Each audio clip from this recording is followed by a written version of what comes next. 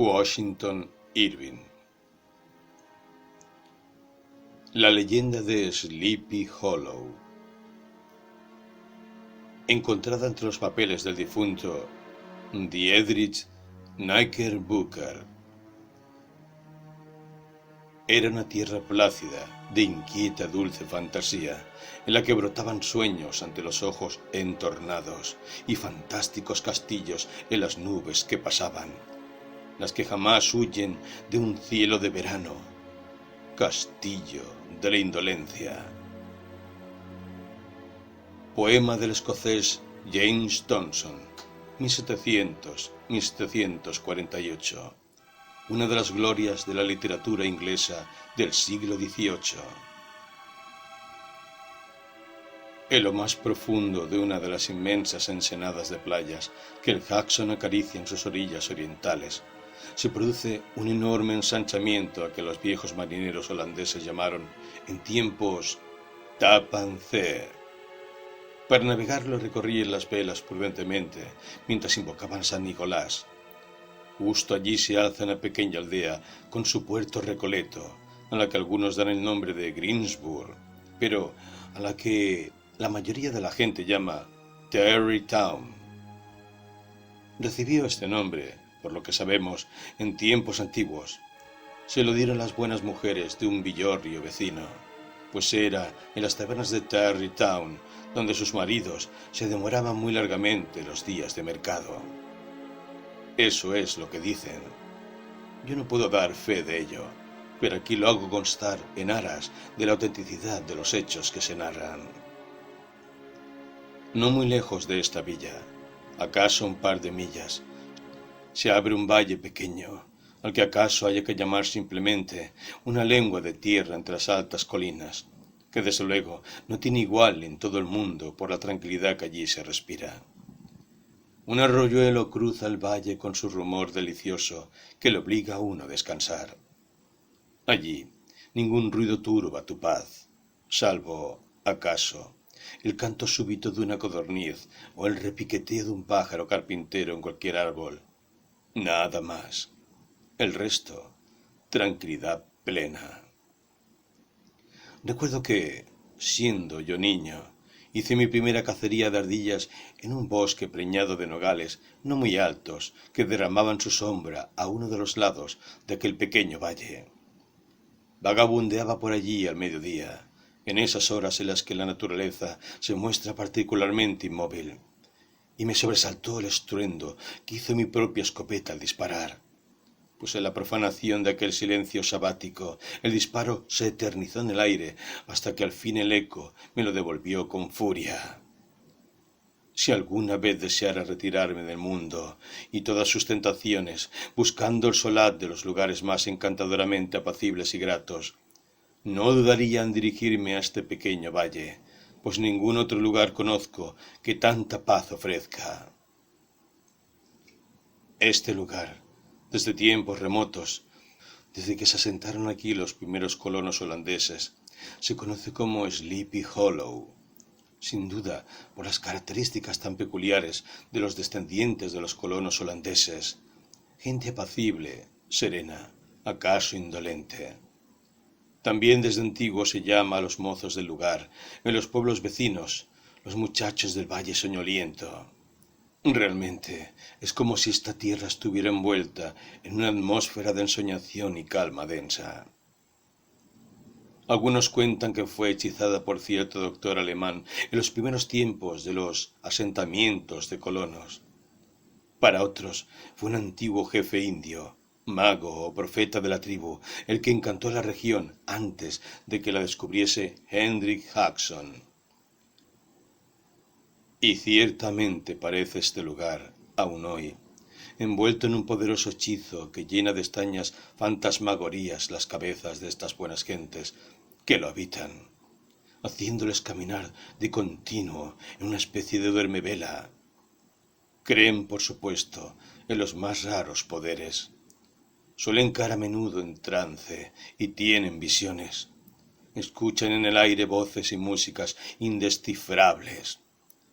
No hay vecino que no tenga noticia de algún hecho extraordinario, o que no se sepa alguna historia maravillosa, o que no pueda señalar qué paraje alberga entre sus profusas sombras algún espectro acechante.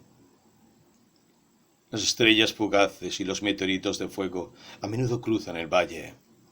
¿Acaso por todo ello, con más frecuencia que en cualquier otra parte de la región, podría decirse, pues, que aquí el demonio de la pesadilla y sus figuras diabólicas tienen el mejor escenario posible para ejecutar sus danzas y morisquetas? El espíritu dominante, sin embargo, el que más influjo tiene sobre la imaginación de las gentes, el que parece someter a todos los espíritus que habitan los aires, es un fantasma, auténtico rey de esta región encantada, un fantasma decapitado que se aparece a lomos de un caballo.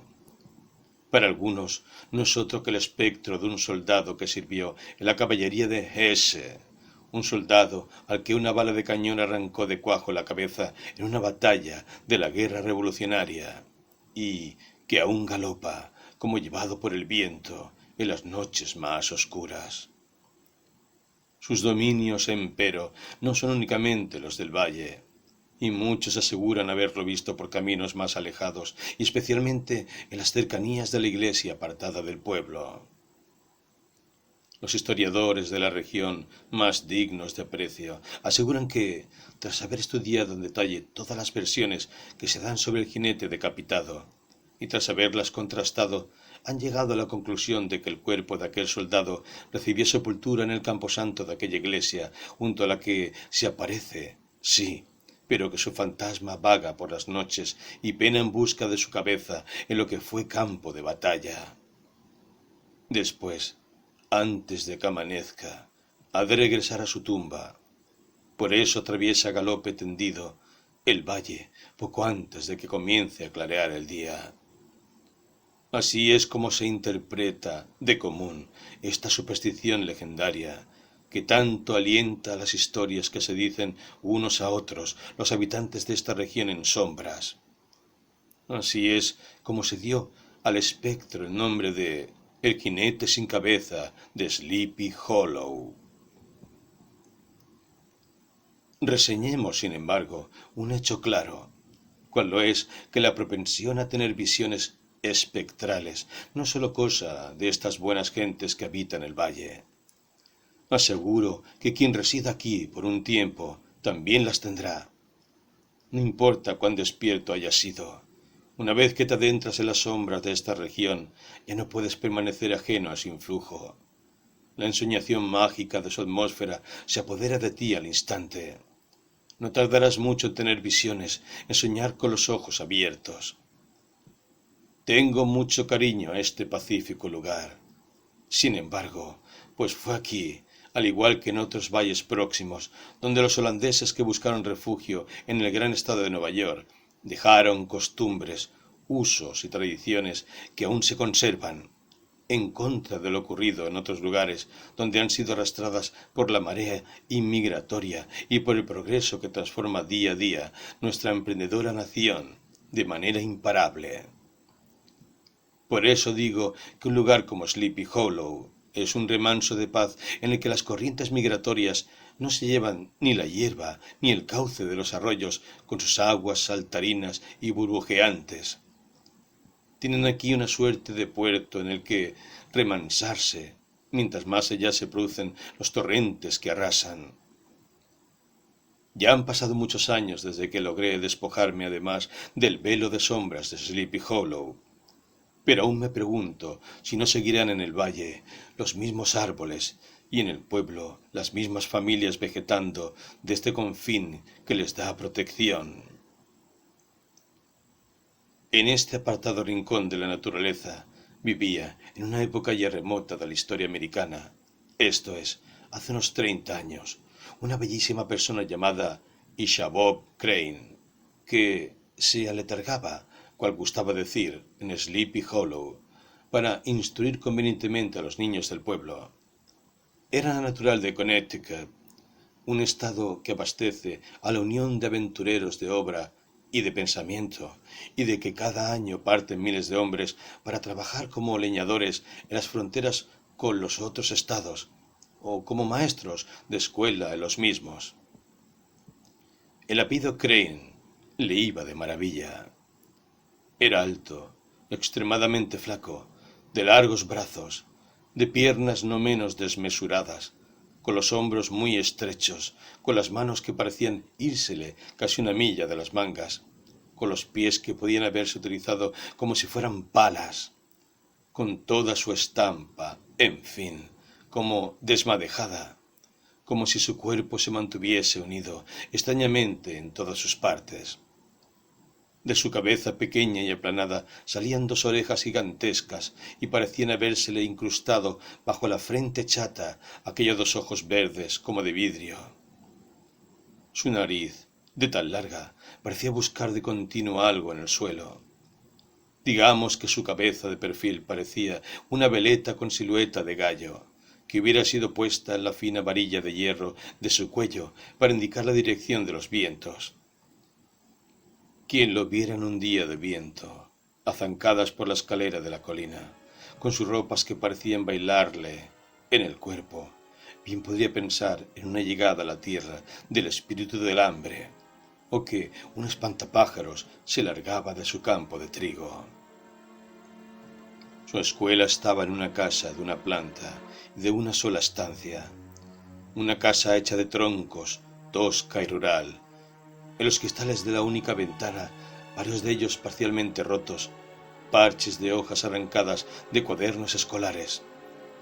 No sin bastante ingenio protegía la casa, sin embargo, con un picaporte hecho de mimbre durante sus ratos de ocio. En la puerta y unas estacas que apuntaban la contraventana, de forma tal que el curioso arquitecto tenía por seguro que, de entrar algún ladrón, y aunque tuviera fácil acceso, salir de allí le resultaría de veras difícil. Era como si se hubiese inspirado en una trampa para pescar anguilas creada por un Josh von Houten cualquiera. La escuela, en fin, se alzaba en un paraje solitario, a las afueras del pueblo, en un pequeño bosque que crecía a los pies de una colina. Un enorme abedul le daba sombra y un sinuoso riachuelo pasaba muy cerca. El murmullo de las voces de sus discípulos, como el rumor de una colmena, lo arrullaba en los pesados días del verano, aunque en ocasiones, al hacerse escandaloso, le obligaba a levantar la voz en tono de amenaza y reprobación, incluso a aguijonear con su palmetazo la mano de uno de aquellos holgazanes jaraneros que tan escandalosamente se desviaban de la senda del conocimiento. A decir verdad, era un maestro concienzudo. Siempre tenía en mente esa máxima de oro que dice así: la letra con sangre entra. Desde luego, no mimaba mucho a sus alumnos en el viejo Ishabod Crane. No quisiera que se lo tuviese, sin embargo, por uno de esos maestros crueles y prepotentes que disfrutan haciendo sufrir y denigrando a sus discípulos. Por el contrario, administraba justicia con claro discernimiento entre el bien y el mal, más que con severidad. Exoneraba de peso las espaldas del más débil para hacerlo recaer en el más fuerte. Castigaba con indulgencia al que se estremecía con los golpes de su vara, pero brillaba clamorosamente la llama de la justicia cuando sacudía sin contemplaciones a un muchacho holandés cabezote y terco, a un pilluelo que, aun soportando el castigo, se le volviera contumaz y altivo, gruñón y despectivo ante cada golpe de su vara. Era, lo que él decía, cumplimiento de mi deber, encargado por los padres de sus alumnos. Cabe señalar además que nunca infligió castigo alguno a cualquiera de los muchachos sin antes asegurarle, para dar el necesario consuelo al insolente, que lo hacía por su bien, añadiendo: «Me estarás por ello agradecido de por vida». Cuando acababa las clases, empero, era siempre el mejor compañero de juegos de los niños. Las tardes de los días festivos acompañaba a los más pequeños hasta sus casas, muy especialmente a los que tenían alguna hermana mayor hermosa, o por madre a una buena ama de casa famosa en el vecindario por su excelente despensa. Por eso, sobre todo, hacía cuanto estaba en su mano para ser querido y apreciado por sus pupilos. Lo que cobraba en la escuela era poco. Apenas le llegaba para comprarse el pan de cada día. Y he de hacerse notar que era hombre muy comilón y con unas tragaderas capaces de dilatarse como una anaconda, por lo que, a fin de vivir cual es debido, y siguiendo la costumbre de entonces para con los maestros, se alojaba y comía en las granjas de los padres de sus alumnos. Vivía una semana en cada granja.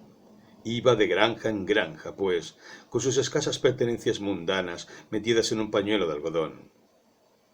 Aquello, empero, no debía de resultarles en exceso gravoso a sus rústicos patrones, quienes de común consideran una carga excesiva alimentar a cualquier maestro y todo un derroche mantener una escuela, por lo que procuraba hacerse grato y útil a quienes le daban comida y techo.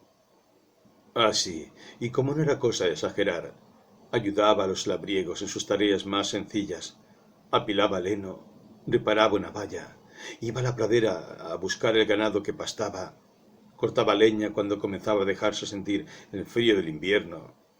No se mostraba entonces, en fin, con la dignidad arrogante de que hacía gala la escuela, su pequeño imperio, y se comportaba no ya educado y cortés, sino decididamente obsequioso. Era la admiración de las madres por el cariño con que trataba entonces a sus hijos, sobre todo a los más chicos, y como el león que acaricia con sus garras al cordero que se va a comer, ponía en sus rodillas a cualquiera de los pequeños, mientras con el pie de la otra pierna mecía la cuna de otro aún más chico durante horas. Además de vocación semejante, hacía demostración de otras no menos reseñables. Era el maestro de canto del pueblo, y buenas y muy relucientes monedas le caían por enseñar a entonar debidamente los salmos a los jóvenes vecinos. No hay ni qué decir cuánto se pavoneaba y gozaba los domingos a la iglesia, con su coro compuesto por cantores bien seleccionados, allí, en el lugar preeminente, robando protagonismo, lo sabía bien el maestro, al viejo pastor oficiante. Es verdad que su voz, al cantar, se dejaba sentir por encima del susurro de las oraciones. Todavía hoy se oyen en la iglesia, los domingos por la mañana, durante la celebración de los oficios, unos trinos que, dicen los lugareños, son los legítimos descendientes de la nariz de Ishabob Crane. Trinos que pueden escucharse hasta más allá de una milla, a través del aire, por donde está la alberca. Así, pillando por aquí, trampeando por allá, como se dice vulgarmente, de un modo u otro, hacía más llevadera su vida el modesto pedagogo, incluso medianamente regalada, aunque eran no pocos esos que nada aprecian el trabajo intelectual, los que creían que llevaba una vida muy fácil, maravillosamente apacible, a cambio de nada, de ningún esfuerzo. Un maestro de escuela es por lo general un hombre, sin embargo, tenido por importante en el círculo femenino de las comunidades rurales. Se le tiene por una especie de ídolo, por un caballero tan ocioso como culto, superior por ello a los hombres garrulos que componen el elemento masculino de los pueblos. ¿Acaso únicamente se le considera inferior en saberes con respecto al pastor de la iglesia? Su presencia, así las cosas, causa siempre cierta expectativa cuando está a la mesa en cualquier casa, dispuesta a dar buena cuenta de lo que va a servirse en su presencia. Nada más, lo que hace que las buenas amas de casa se afanen especialmente en preparar platillos exquisitos y dulces suculentos en abundancia. Algunas hasta aprovechan la ocasión para sacar a relucir sus juegos de té de plata. Nuestro hombre de letras, en suma, estaba particularmente feliz entre las damas sonrientes del pueblo y aledaños. Era digno de verse cuánto gozaba de su compañía, cómo se lucía ante ellas en el jardín de la iglesia y en el camposanto próximo, los domingos, una vez concluido el oficio, descifrándoles las crípticas inscripciones de las tumbas, ofreciéndoles racimos de uva silvestre de los árboles del jardín, paseando con toda aquella grey femenina por las márgenes de la presa del molino.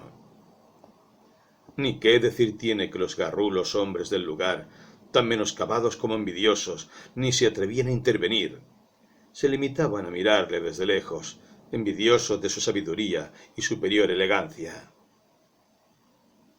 De aquella, su vida, en cierto modo errabunda, le venía además otra condición, la de ser una especie de gacetilla rodante, pues llevaba de casa en casa noticias, rumores y chismorreos en general de toda la comarca. Eso, por supuesto, hacía que su presencia fuera acogida con especial interés, sobre todo por parte de las mujeres de las casas, quienes además gozaban especialmente de su erudición, por cuanto tenía hechas unas cuantas y al parecer buenas lecturas, tales como la de la obra de Cotton Mather, Historia de la brujería en Nueva Inglaterra, un asunto, el de la brujería, en el que, dicho sea de paso, creía firme y fervorosamente el maestro. Era en efecto un hombre a la vez sagaz y crédulo, incluso simplón en esos aspectos.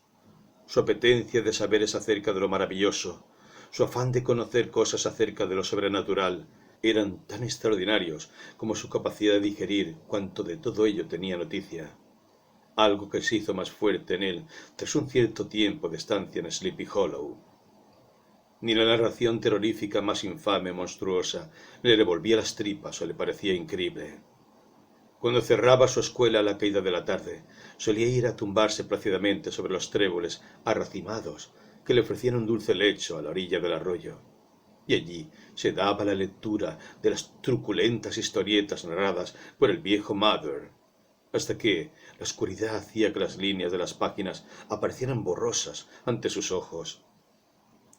Era entonces cuando, de camino a la granja en la que se hospedaba por aquellos días, evitando tierras de légamo y atravesando bosques tan frondosos como oscuros, su imaginación, con cada crujido de una rama, con cada rumor de hojas o de plantas silvestres, se impresionaba sin duda por lo que había leído antes, llenándose el maestro de un pavoroso escalofrío tan fuerte como constante. El granido de un ave nocturna, el croar de una rana, el canto hiriente de una lechuza, un aleteo de pájaros asustados ante sus pisadas, lo estremecían. Se asustaba incluso de las luciérnagas que tanto brillan en la oscuridad y que tan a menudo le salían al paso. Y si una cucaracha voladora se estrellaba contra su cabeza, creía estar poseído al momento por un maleficio fatal. Así, no era capaz de hallar paz más que entonando alguno de los salmos, lo que además le ayudaba a evitar tan turbadores pensamientos, pero con ello no hacía sino llevar el pánico a las pobres gentes de Sleepy Hollow, que en mitad de aquella hora crepuscular, sentadas a las puertas de sus casas, al escuchar aquella voz gritona y nasal, en lazos de dulzura perdurable, se horrorizaban ante eso que les llegaba desde más allá del camino polvoriento que tenían ante sí. Otra de las fuentes de su gozo, gozo acaso un tanto doloroso, era el que le procuraba la compañía de aquellas mujeres holandesas en las noches de invierno, ante el hogar de cualquier casa, las cuales relataban historias de demonios y aparecidos mientras cosían y se asaban las manzanas al fuego, o historias de bosques y de ríos encantados, o de caminos y hasta de casas hechizadas. Mas, por sobre todas, la historia que lo dejaba sobrecogido era la del jinete decapitado, la de aquel soldado sin cabeza que galopaba de noche por el valle.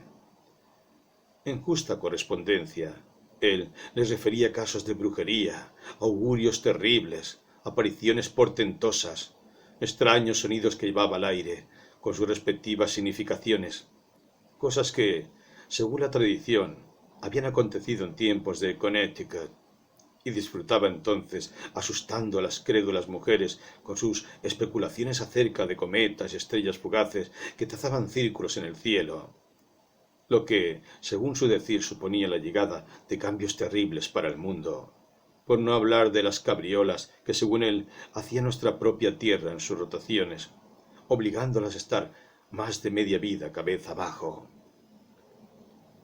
Aquel placer, sin embargo, se trocaba en terror cuando quienes participaban en esas reuniones junto al fuego del hogar salían de la acogedora estancia. Figuras esquivas, de presencia inexplicable, sombras por los senderos, amenazantes como una presencia real, nieve que brillaba como una sepultura marmórea, entre las sombras. Haces de luz a lo lejos, vibrantes, en una ventana. Un arbusto nevado que, cual una fantasmagoría, aparece de pronto en el camino. Pisadas lentas, temibles, sobre la tierra. ¿Cuántas veces estuvo a punto de morir de angustia el maestro cuando creyó oír en el soplo del viento de los árboles el paso de un jinete sin cabeza que cabalgaba por el bosque? No eran, sin embargo, más que los lógicos terrores nocturnos, los propios de cuando uno regresa de noche a su casa a través de las sombras. No eran, pues, otra cosa que los fantasmas de la mente. Aunque estaba seguro de avistar espectros, incluso al mismísimo Satán en cualquiera de sus formas, siempre la luz del día ponía fin a sus demoníacos terrores. Digamos que el pobre maestro hubiera podido disfrutar por mucho tiempo de una existencia plácida y feliz, solo alterada por estas minucias, obra del maligno, de no haberse cruzado en su camino la criatura que más turbaciones causa en la existencia del hombre, mayores aún que cualesquiera espectros, demonios y brujos juntos, una mujer. Entre los alumnos de canto que se reunían en torno al maestro una vez a la semana para entonar el salmos, estaba Katrina Van Tassel, la única hija de un granjero holandés muy rico. Bellísima, estaba en la flor de sus espléndidos 18 años, lustrosa como una perdiz, suave y delicada, de rosadas mejillas, apetecible, en fin, como los melocotones que cosechaba su padre, y famosa y deseada no sólo por su hermosura, sino precisamente por ser la heredera única de la riqueza que había hecho su padre. Lo comentaba las expectativas con respecto a tan notable damisela. Era un tanto coqueta. Vestía combinando sabiamente lo tradicional y lo moderno, siempre en aras del realzamiento de su belleza. Lucía, por ejemplo, las viejas joyas que su abuela trajera de Saardam sobre su tentador escote, cuando se ponía aquel corto vestido que descubría las pantorrillas más apetecibles de la región y unos pies lindísimos. Y Chabot Crane era hombre de corazón enternecido y bien dispuesto hacia las mujeres. No debe maravillarnos, en consecuencia, que sucumbiera pronto ante los exquisitos encantos de la muchacha, y más si se tiene en cuenta que poco ha fuera invitado en la muy próspera casa del granjero holandés, padre de Katrina. El viejo Baltus Van Tassel era la mejor representación de un granjero próspero y feliz, además de muy liberal en su generosidad. Le importaba poco cuanto acontecía más allá de las lindes de sus propiedades, pero en estas todo era detalle, lujo, bonanza.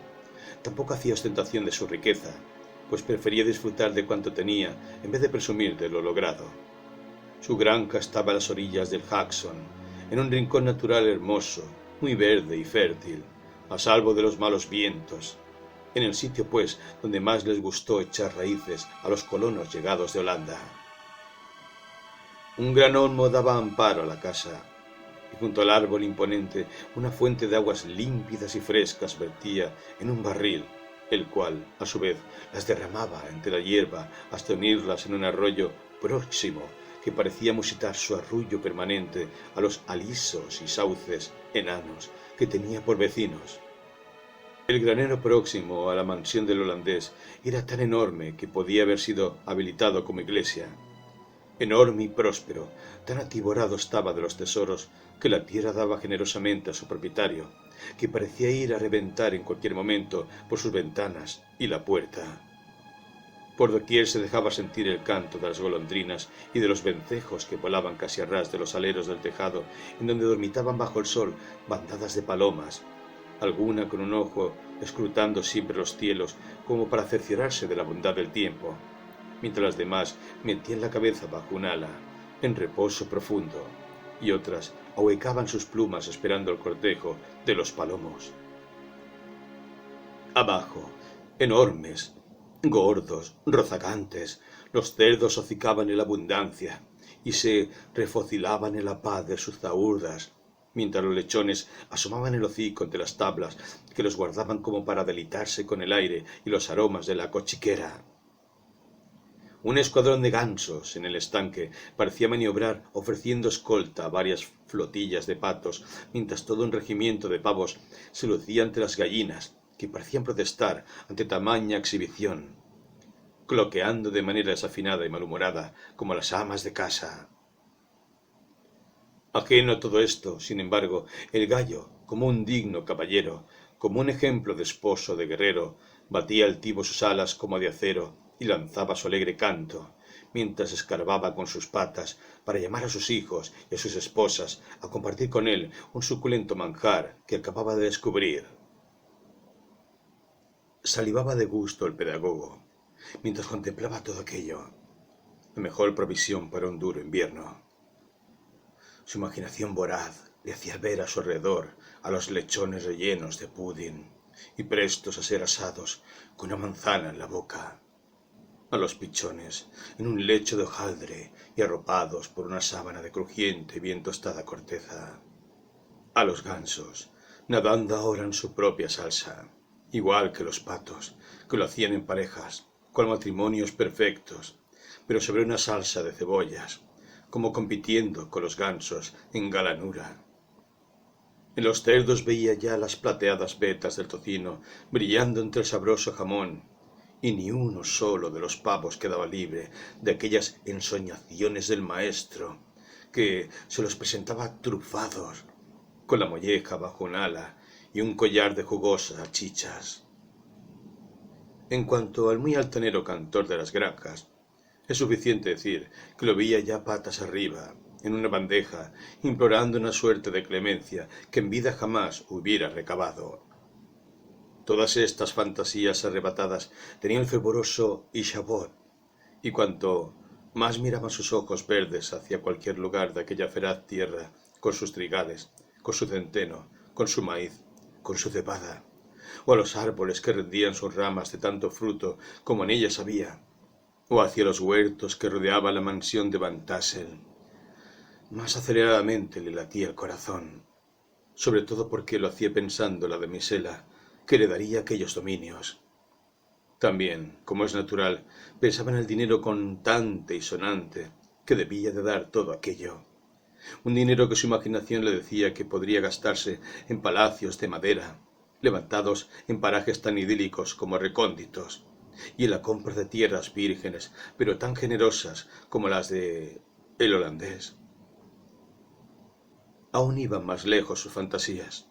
Se imaginaba ya a la gentil Catrina rodeada de un montón de niños, en una carreta cargada con ollas y pucheros, con toda clase de cacharros de cocina entrechocándose, y montado él mismo a lomos de una yegua mansa, a cuyo lado iba al paso un potrillo, camino de Tennessee, camino de Kentucky, o camino de solo Dios sabía dónde. Cuando entró en la casa propiamente dicha, en aquella mansión, su corazón quedó definitivamente cautivo. Era una de esas casas de granja, espaciosas, de tejado a dos aguas que llegaban casi hasta el suelo, según el tipo de construcción de los primeros colonos holandeses. Unos tejados cuyos aleros, hacia afuera, al caer, formaban pórticos en los que guarecerse los días de lluvia, y de cuyas traviesas de madera colgaban arneses de caballerías, aperos de labranza y redes para pescar en el río cercano. Junto a los muros de la casa había bancos en los que sentarse a descansar en verano, una rueda de hilar en un extremo y una mantequera en el otro. No hacían sino demostrar las posibilidades de hacer cosas diferentes y de provecho que brindaba tan espléndido porche. El maestro, encantado con lo que veía, entró en la casa. Lo primero que vio fue un magnífico aparador acristalado que guardaba la reluciente vajilla.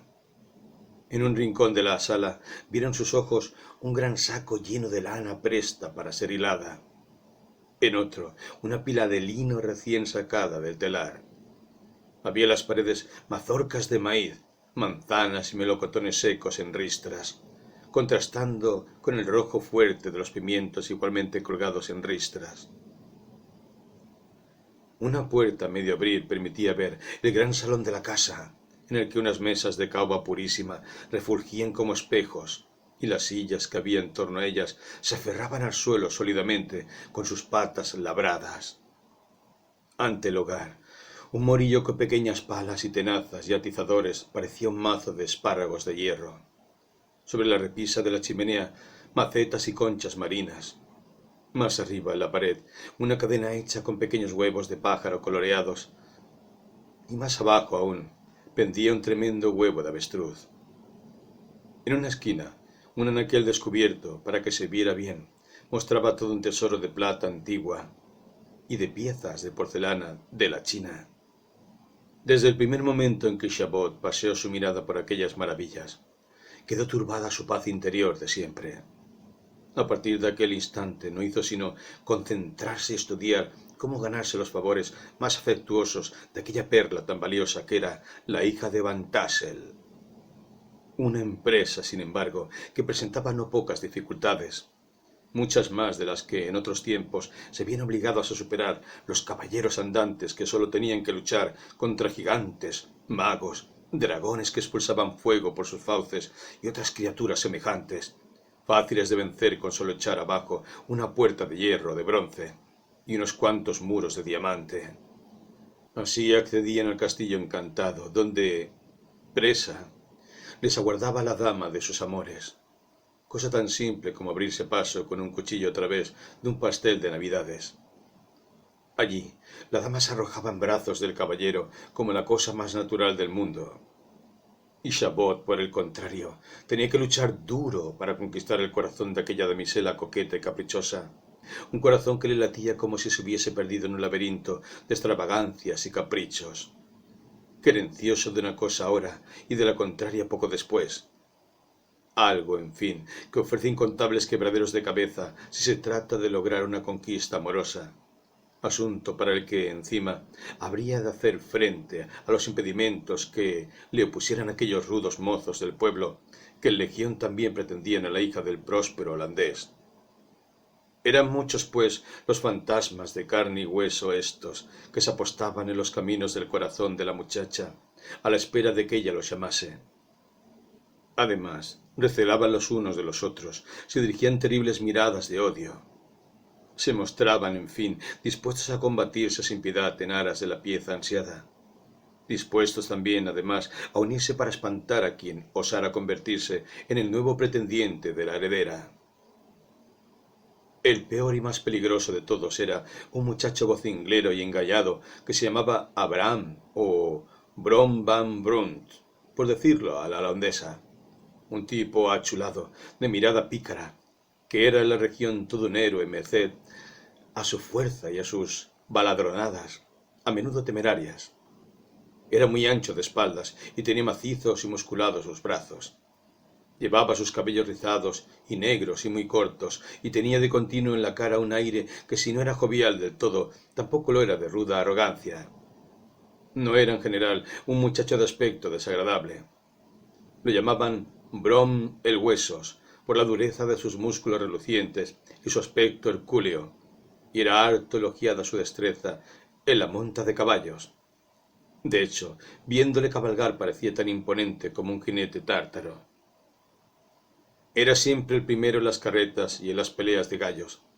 Como en el medio rural se apreciaba tanto la fuerza, que es cuanto más se respeta. Por otra parte, mediaba en todas las disputas y emitía sentencia con un tono de voz y un aire que cohibía a quien fuera y evitaba cualquier apelación. Por otro lado, no volvía la cara ante cualquier bronca y gustaba de la broma y de la fiesta.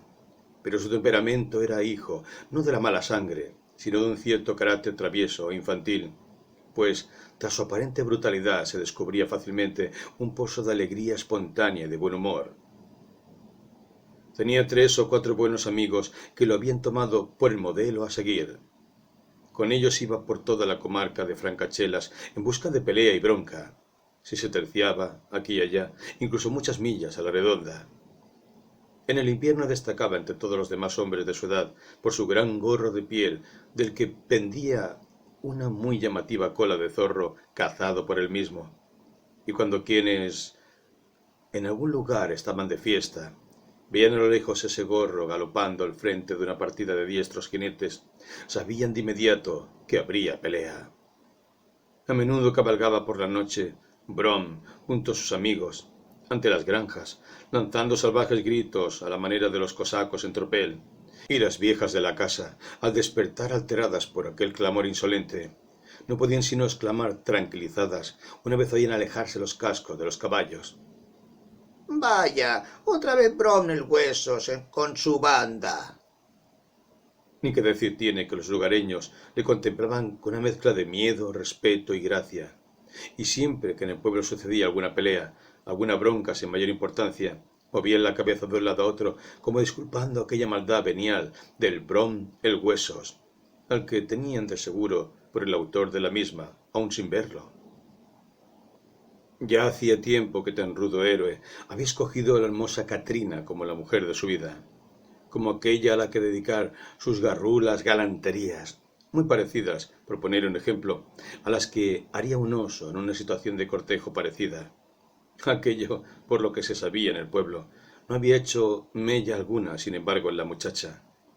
Eso no era obstáculo en cualquier caso para que el gigantón hiciera poner pies en polvorosa a muchos de sus otros competidores en el amor de la damisela, que huían temerosos de despertar su furia.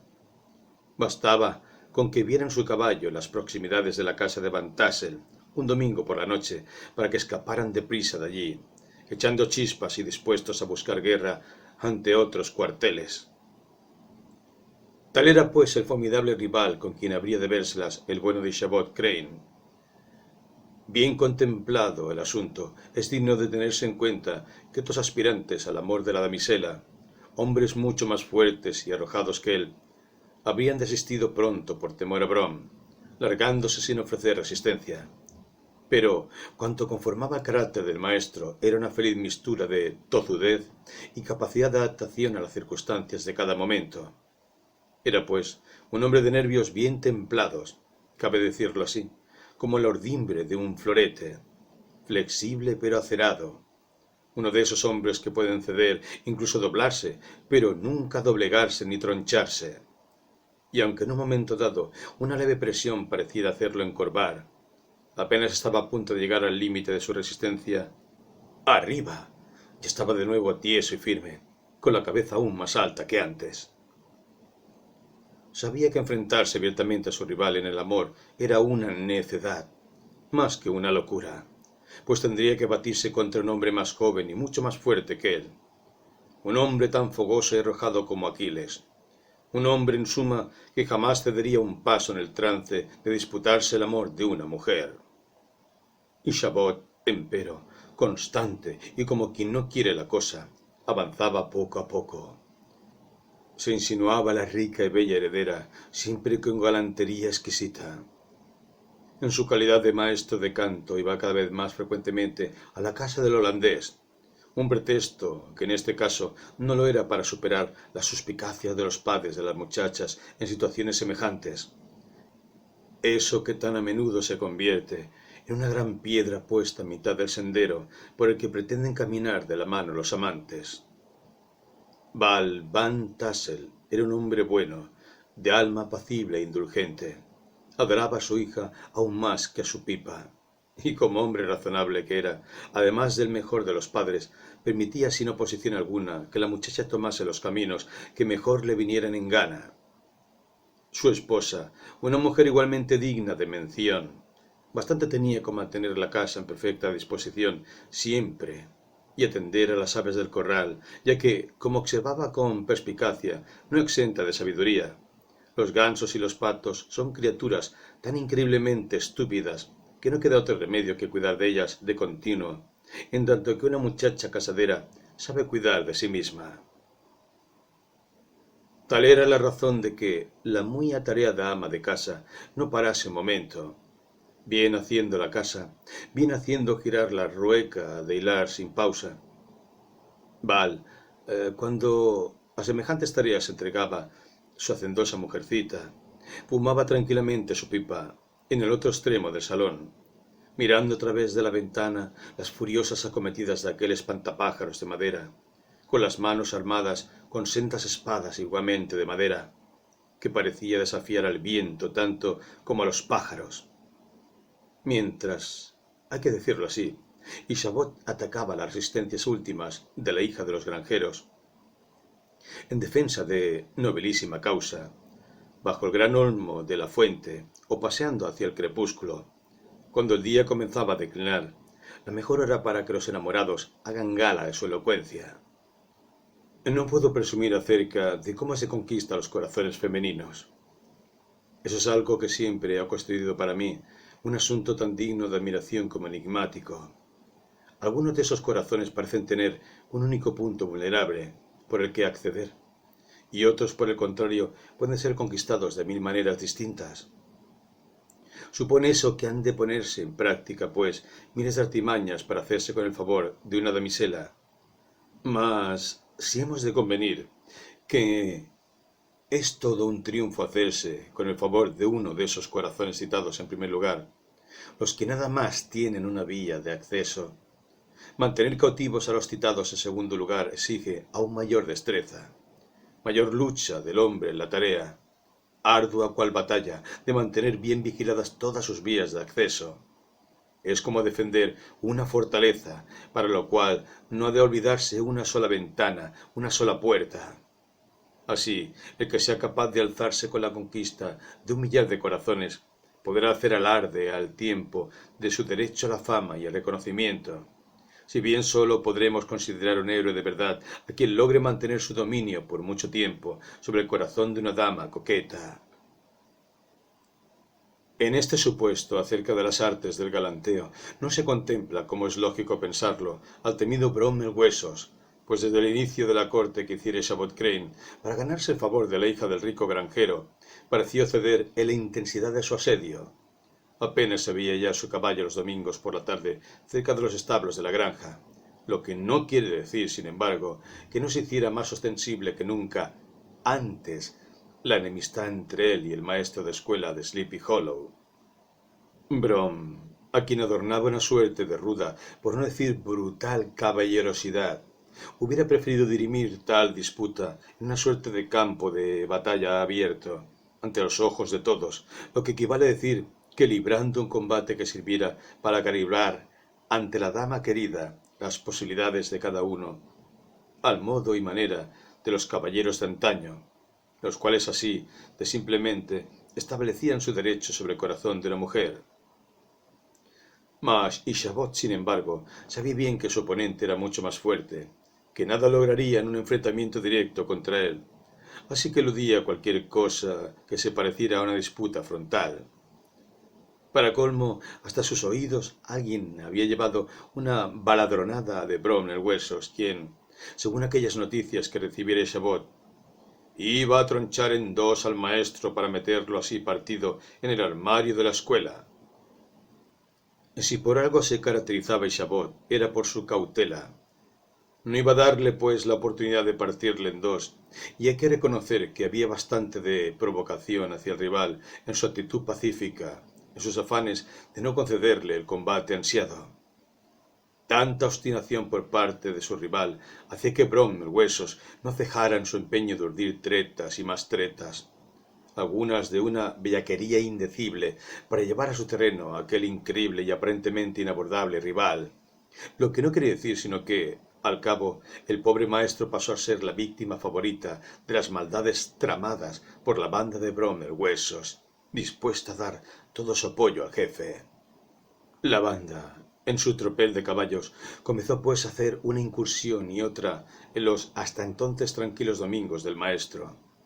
Unas veces taponaba la chimenea del tejado, con lo cual la escuela se llenaba de humo. Otras, ya de noche, entraban en la escuela y volcaban pupitres y mesas, tiraban por el suelo los papeles y los libros. Hacían así, en fin, inútiles las defensas de mimbre y de estacas que pusiera el maestro, quien hubo de admitir que su escuela no era la trampa para pescar anguilas que había supuesto. El pobre llegó a pensar que las brujas todas de la región habían decidido tomar posesión de su escuela para celebrar en ella los aquelarres. Aun con todo, esto no era lo peor. Bromel Huesos no dejaba escapar la mínima ocasión que se le presentara, a fin de ridiculizarlo ante la damisela. Para colmo, había adiestrado a un perro vagabundo para que aullara de manera terrible y ridícula en una especie de lúbrico lamento. Cuando se producía, aseguraba Brom que aquel escándalo no era debido sino al pobre maestro, que daba así sus clases de canto a la impar Katrina. Así estuvieron las cosas durante un tiempo, sin que se produjera ningún cambio digno de mención en la estrategia guerrera de los contendientes. Una tarde de otoño, muy hermosa, se hallaba Chabot sumido en sus reflexiones, con las posaderas descansadas en el alto taburete desde el que dominaba su pequeño imperio escolar y cuanto hacían sus alumnos, blandiendo en su mano la vara de castigar. Aquella especie de representación un tanto espectral de la justicia con que ejercía su poder. Tenía detrás, colgada en la pared de 3 clavos roñosos, otra vara, por si se le rompía la primera, y delante, sobre su mesa, alguna que otra arma y unas cuantas cosas de contrabando que había decomisado a sus alumnos, tales como una manzana herida por unos cuantos mordiscos, varias cerbatanas, peonzas, jaulas para moscas y grillos y un montón de pajaritas de papel, lo que denotaba de que no mucho antes habíase visto obligado a impartir justicia, haciendo víctima de ella a cualquiera de los pilluelos que acudían a oír su sabia palabra. De hecho, los muchachos permanecían ahora en silencio, fijos los ojos en sus libros. Todo lo más, algunos cuchicheaban muy bajito sin perder de vista al maestro, por si se les acercaba vara en ristre. Un murmullo sutil, de expectativa temerosa, flotaba en el ambiente de la clase. De súbito se rompió aquel silencio, empero, con la entrada de la escuela de un negro que vestía chaqueta y pantalones de estopa, y que se tocaba con un viejo y mugriento sombrero de copa, como un mercurio con sombrero. Había llegado montando un penco flaco, medio salvaje y cojo, al que guiaba no más que con una soguilla atada a los belfos. Naturalmente su presencia en la puerta de la escuela no pudo pasar inadvertida, al contrario, y mucho menos para el maestro, puesto que llevaba un recado según el cual, aquella misma noche, el matrimonio Van Tassel y su hija ofrecían una recepción a la que estaba invitado muy especialmente. El negro declamó, más que decirlo, su mensaje de manera harto elocuente, haciendo un gran esfuerzo por decirlo con las palabras más a propósito para tan magno evento, cual solían hacer los negros de aquellos días, habitualmente utilizados como embajadores para llevar todo tipo de recados y encomiendas. Después volvió a subirse a su penco y pronto se le perdió de vista, galopando, no tan ceremoniosamente como veloz, hasta perderse lo más oculto de la hondonada, cual se debe hacerlo un buen mensajero. No cesó con su ida el follón que entre el alumnado provocó aquello, perdida ya la paz que dominaba la clase una vez consumado el último castigo. Con la anuencia del maestro dieron cuenta a los alumnos de sus lecciones a toda prisa, sin parar mientes en la observación de esos aspectos que de común, minucioso, les exigía el bueno de Crane. Más aún, los más pillos se saltaban de golpe hasta media página, sin que el digno pedagogo reparase en ello, lo que no fue óbice, sin embargo, para que los más torpes se llevaran algún que otro coscorrón y algún que otro varetazo, solo porque titubearon ante una palabra o se trabaron en otra, considerando el maestro que ocurría así porque no prestaban la necesaria atención. Crane, por su parte, no reparó en el hecho de que sus alumnos, una vez diera a él por concluida la clase, salieran casi de estampida, olvidándose de ordenar los libros, cual solían hacerlo, en las baldas dispuestas para ello. Volaron además unos cuantos tinteros, se volcó algún pupitre, y una hora después de lo que era normal, la escuela quedó vacía. Aquel tropel de pequeños diablos se iba pegando gritos, saltando y revolcándose la hierba para celebrar una liberación tan insólita como anticipada. El galante Chabot tardó más de media hora en arreglarse para acudir a la recepción, algo raro en él. Cepilló con mimo el mejor de sus trajes, un terno negro muy sobrio, aunque algo resobado, Empero, y con tanto mayor cuidado se peinó los rizos ante un trozo de espejo que aún le quedaba sano en una pared. Luego fue a pedir prestado un caballo a un viejo granjero holandés, Hans van Ripper, un tipo gruñón y mal encarado, a fin de presentarse ante la amada de la manera más elegante posible. Y así, cabalgando como todo un caballero, capaz de enfrentarse a cualesquiera aventuras o al más arrebatador de los lances amorosos, puso tierra de por medio entre la escuela y la granja de Van Tassel. Por supuesto, y por seguir en lo que era común a las novelas de caballeros andantes, hay que hacer una descripción tan detenida como minuciosa de las trazas e impedimenta del caballero a lomos de su caballo. De este, no obstante, hay que decir que era una bestia usada de común para el tiro de labranza, lleno de mataduras y perdida, por viejo, su arrogancia y hermosura de otros días. Por lo demás, y como caballo viejo y resabiado que era, no resultaban pocos sus defectos, todo lo contrario.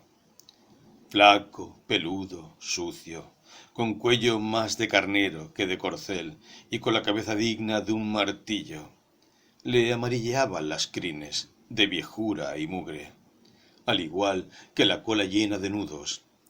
A uno de sus ojos le faltaba la pupila, por lo que parecía de cristal, y en el otro le brillaba una especie de luz demoníaca, que sin duda era reflejo de su maldad resabiada.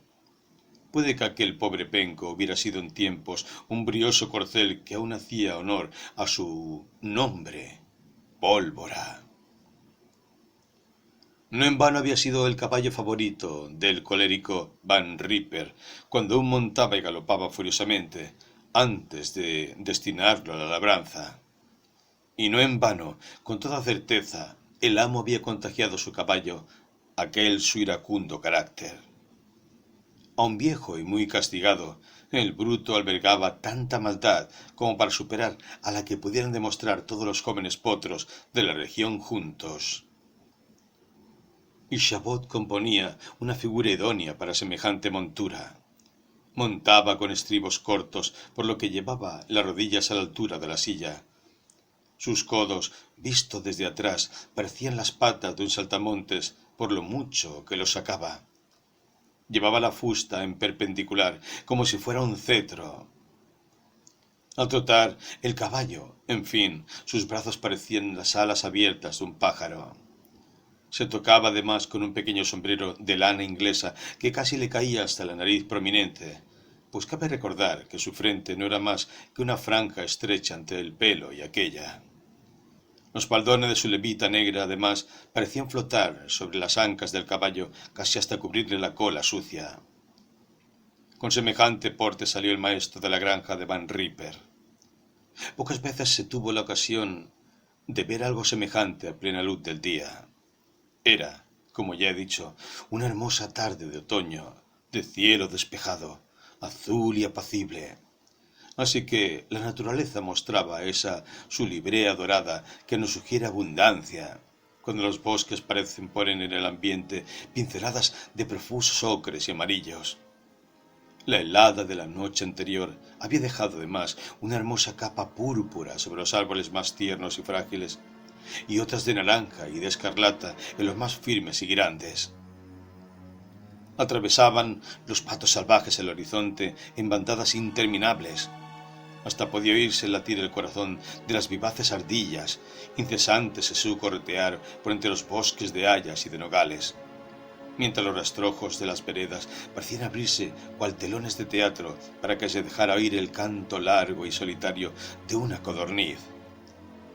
Los pajarillos del bosque se despedían ya del día, regalándose con un banquete en lo alto de las ramas tremolantes, y piaban y saltaban por doquier, de árbol en árbol, gozosos en su libertad de escoger uno u otro, esta o aquella rama, felices entre tantos árboles como tenían. Había petirrojos, ese pájaro que suele ser la diana preferida de los cazadores más jóvenes, revoloteando, mientras sin desmayo soltaban sus notas siempre altas, como en un lamento. Había también mirlos cantores que en algunos claros parecían haberse puesto de acuerdo para formar una sola nube negra, y pájaros carpinteros de alas relucientes como los chorros del oro y con el penacho de fuego, hermosos con su amplia gorjera, y el pájaro del cedro, con las alas rematadas en puntas rojas, la cola en amarillo y su pequeño sombrero de plumas, y el arrendajo, esa especie de barbián vocinglero que parece lucir un chaquetón de espejos azules y debajo un traje blanco. Pájaro chillón y zalamero, cobista en sus continuas reverencias, como si deseara congraciarse con todos los demás pájaros cantores del bosque para que le perdonaran sus gritos y desafinaciones.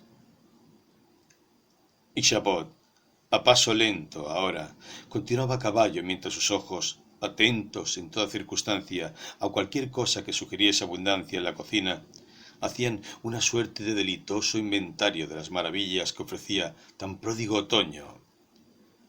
A cada lado del camino veía, pues, ora un almacén hasta arriba de manzanas, las unas venciendo con su maduro peso las ramas de los árboles, las otras ya recogidas en cestos incontables y prestas a ser llevadas a los mercados, las demás allá apiladas para ser en breve pasto gozoso de la prensa que habría de convertirlas en sidra excelente. Más allá, en los apartados campos de maíz, se alzaban magníficas las doradas mazorcas como escapando del abrigo de sus hojas, como ofreciéndose gustosas a las diestras manos que querían de su sabrosura no menos apetecibles pasteles. Y, en la misma tierra, las calabazas restallantes de brillo, ofreciendo a sus ojos esos superminentes vientres dignos de los mejores platos. Atrás los trigales, atravesaba ahora y Chabot campos en los que se disfrutaba del olor dulce de las colmenas, lo que hacía que unas ilusiones no menos dulces comenzaran a cobrar forma en su mente ensoñecida de tanta paz y maravilla. Así degustaba ya una tarta de mantequilla espesa y miel en capas no menos densas. Una tarta que, naturalmente, le había preparado para darle la bienvenida la impar Katrina Van Tassel con sus propias y lindísimas manos.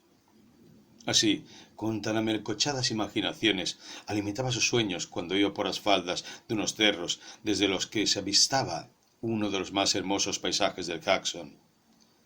El sol, como una gran rueda, se iba deslizando poco a poco hacia los abismos del oeste. El amplio seno del Tappan Zee se mostraba ahora remansado como un cristal impoluto.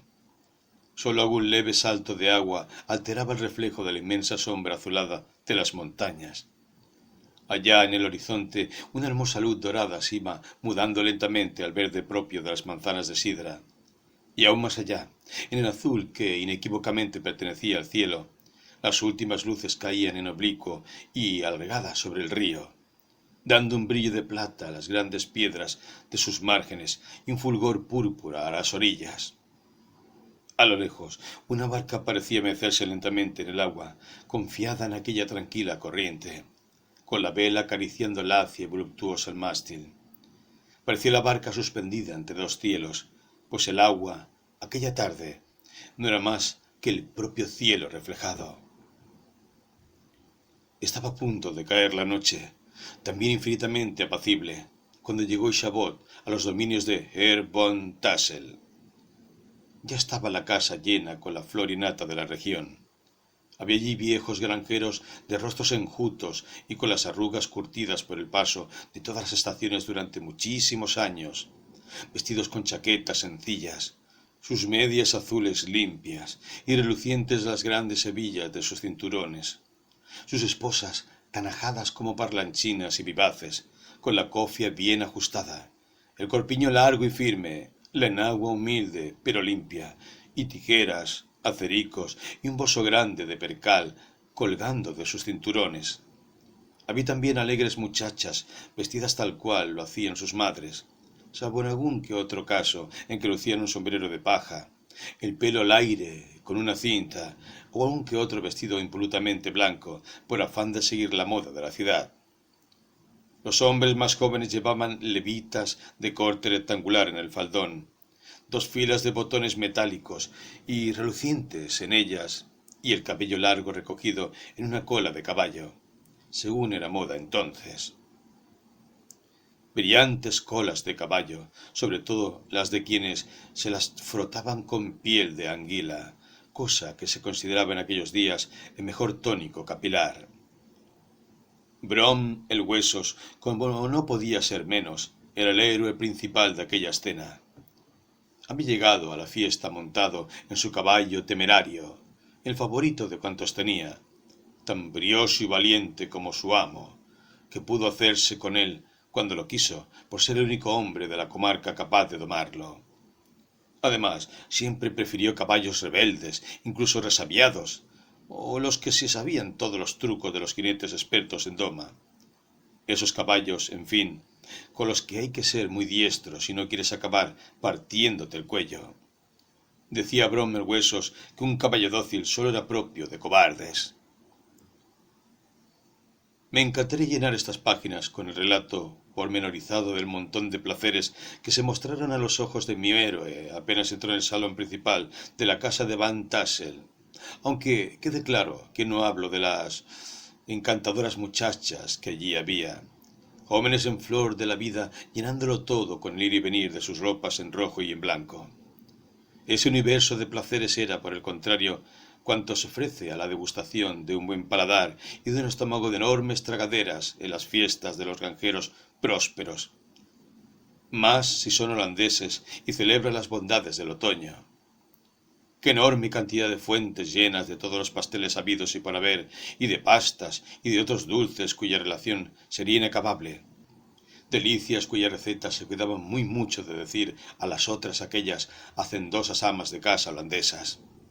Y el muy ilustrísimo Duck Nut, y el Oli Coek, tan esponjoso, y el Krüller, crocante y de sabor tenue, delicadísimo, y bizcochos, y una exquisita tarta de jengibre, e incontables pastelillos de miel, y tartas de manzana, de melocotón, y jamón cortado en lonchas, y carne ahumada, y conservas y confituras de ciruelas, de pera y de membrillos, y enormes parrilladas de pescado, y pollos asados por docenas, y cuencos rebosantes de leche recién ordeñada, y más cuencos hasta arriba de crema dulce.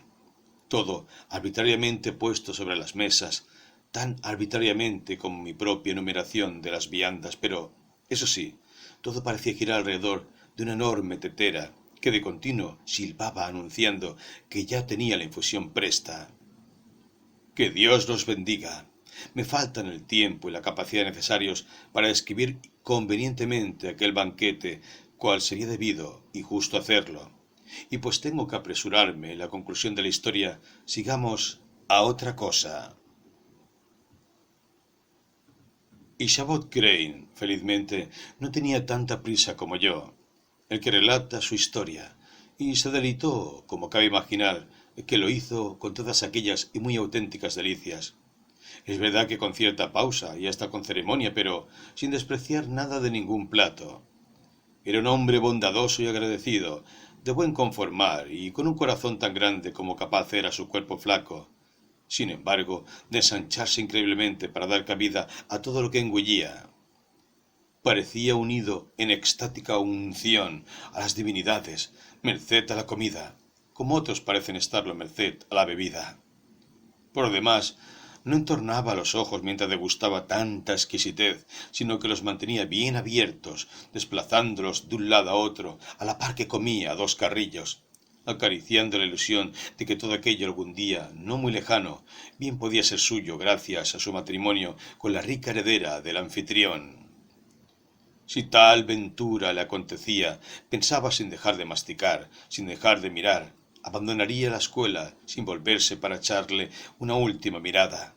Haría una higa con su dedo a todos los Van Ripper de la comarca y a todos los miserables que de mala gana lo acogían en sus casas. Y pobre del maestro de escuela que se atreviera a llamarle compañero. El viejo Baltus Van Tassel iba de un grupo a otro de invitados, con el semblante alegre, rojo de contento y buen humor, orondo y grato como una luna nueva de aquel otoño dadivoso. Era un excelente anfitrión, sin exageraciones, expresivo pero sin hacer notar a los otros su munificencia. Daba a uno un fuerte apretón de manos, a otro una cariñosa palmada en la espalda. Soltaba una carcajada limpia cuando le contaban alguna historia graciosa, y para todos sus invitados tenía frases de ánimo y aliento. Vamos, muchachos, sírvanse ustedes mismos cuanto quieran, que no tiene que quedar nada en las fuentes. No pasó mucho rato hasta que desde el salón contiguo se dejara sentir una música que invitaba al baile. El músico era un viejo negro de cabello plateado, toda una orquesta ambulante, él solo, durante más de medio siglo, de un lado a otro por los pueblos, villas y aldeas de la región. Tocaba un violín tan viejo y averiado como él mismo, del que sin embargo extraía alegres melodías, acompañando los rápidos movimientos de su arco con unos no menos rítmicos movimientos de su cabeza. Cada vez que una nueva pareja se lanzaba a bailar, saludaba a su presencia inclinándose hasta casi tocar el suelo y pegaba un fuerte zapatazo para animarles.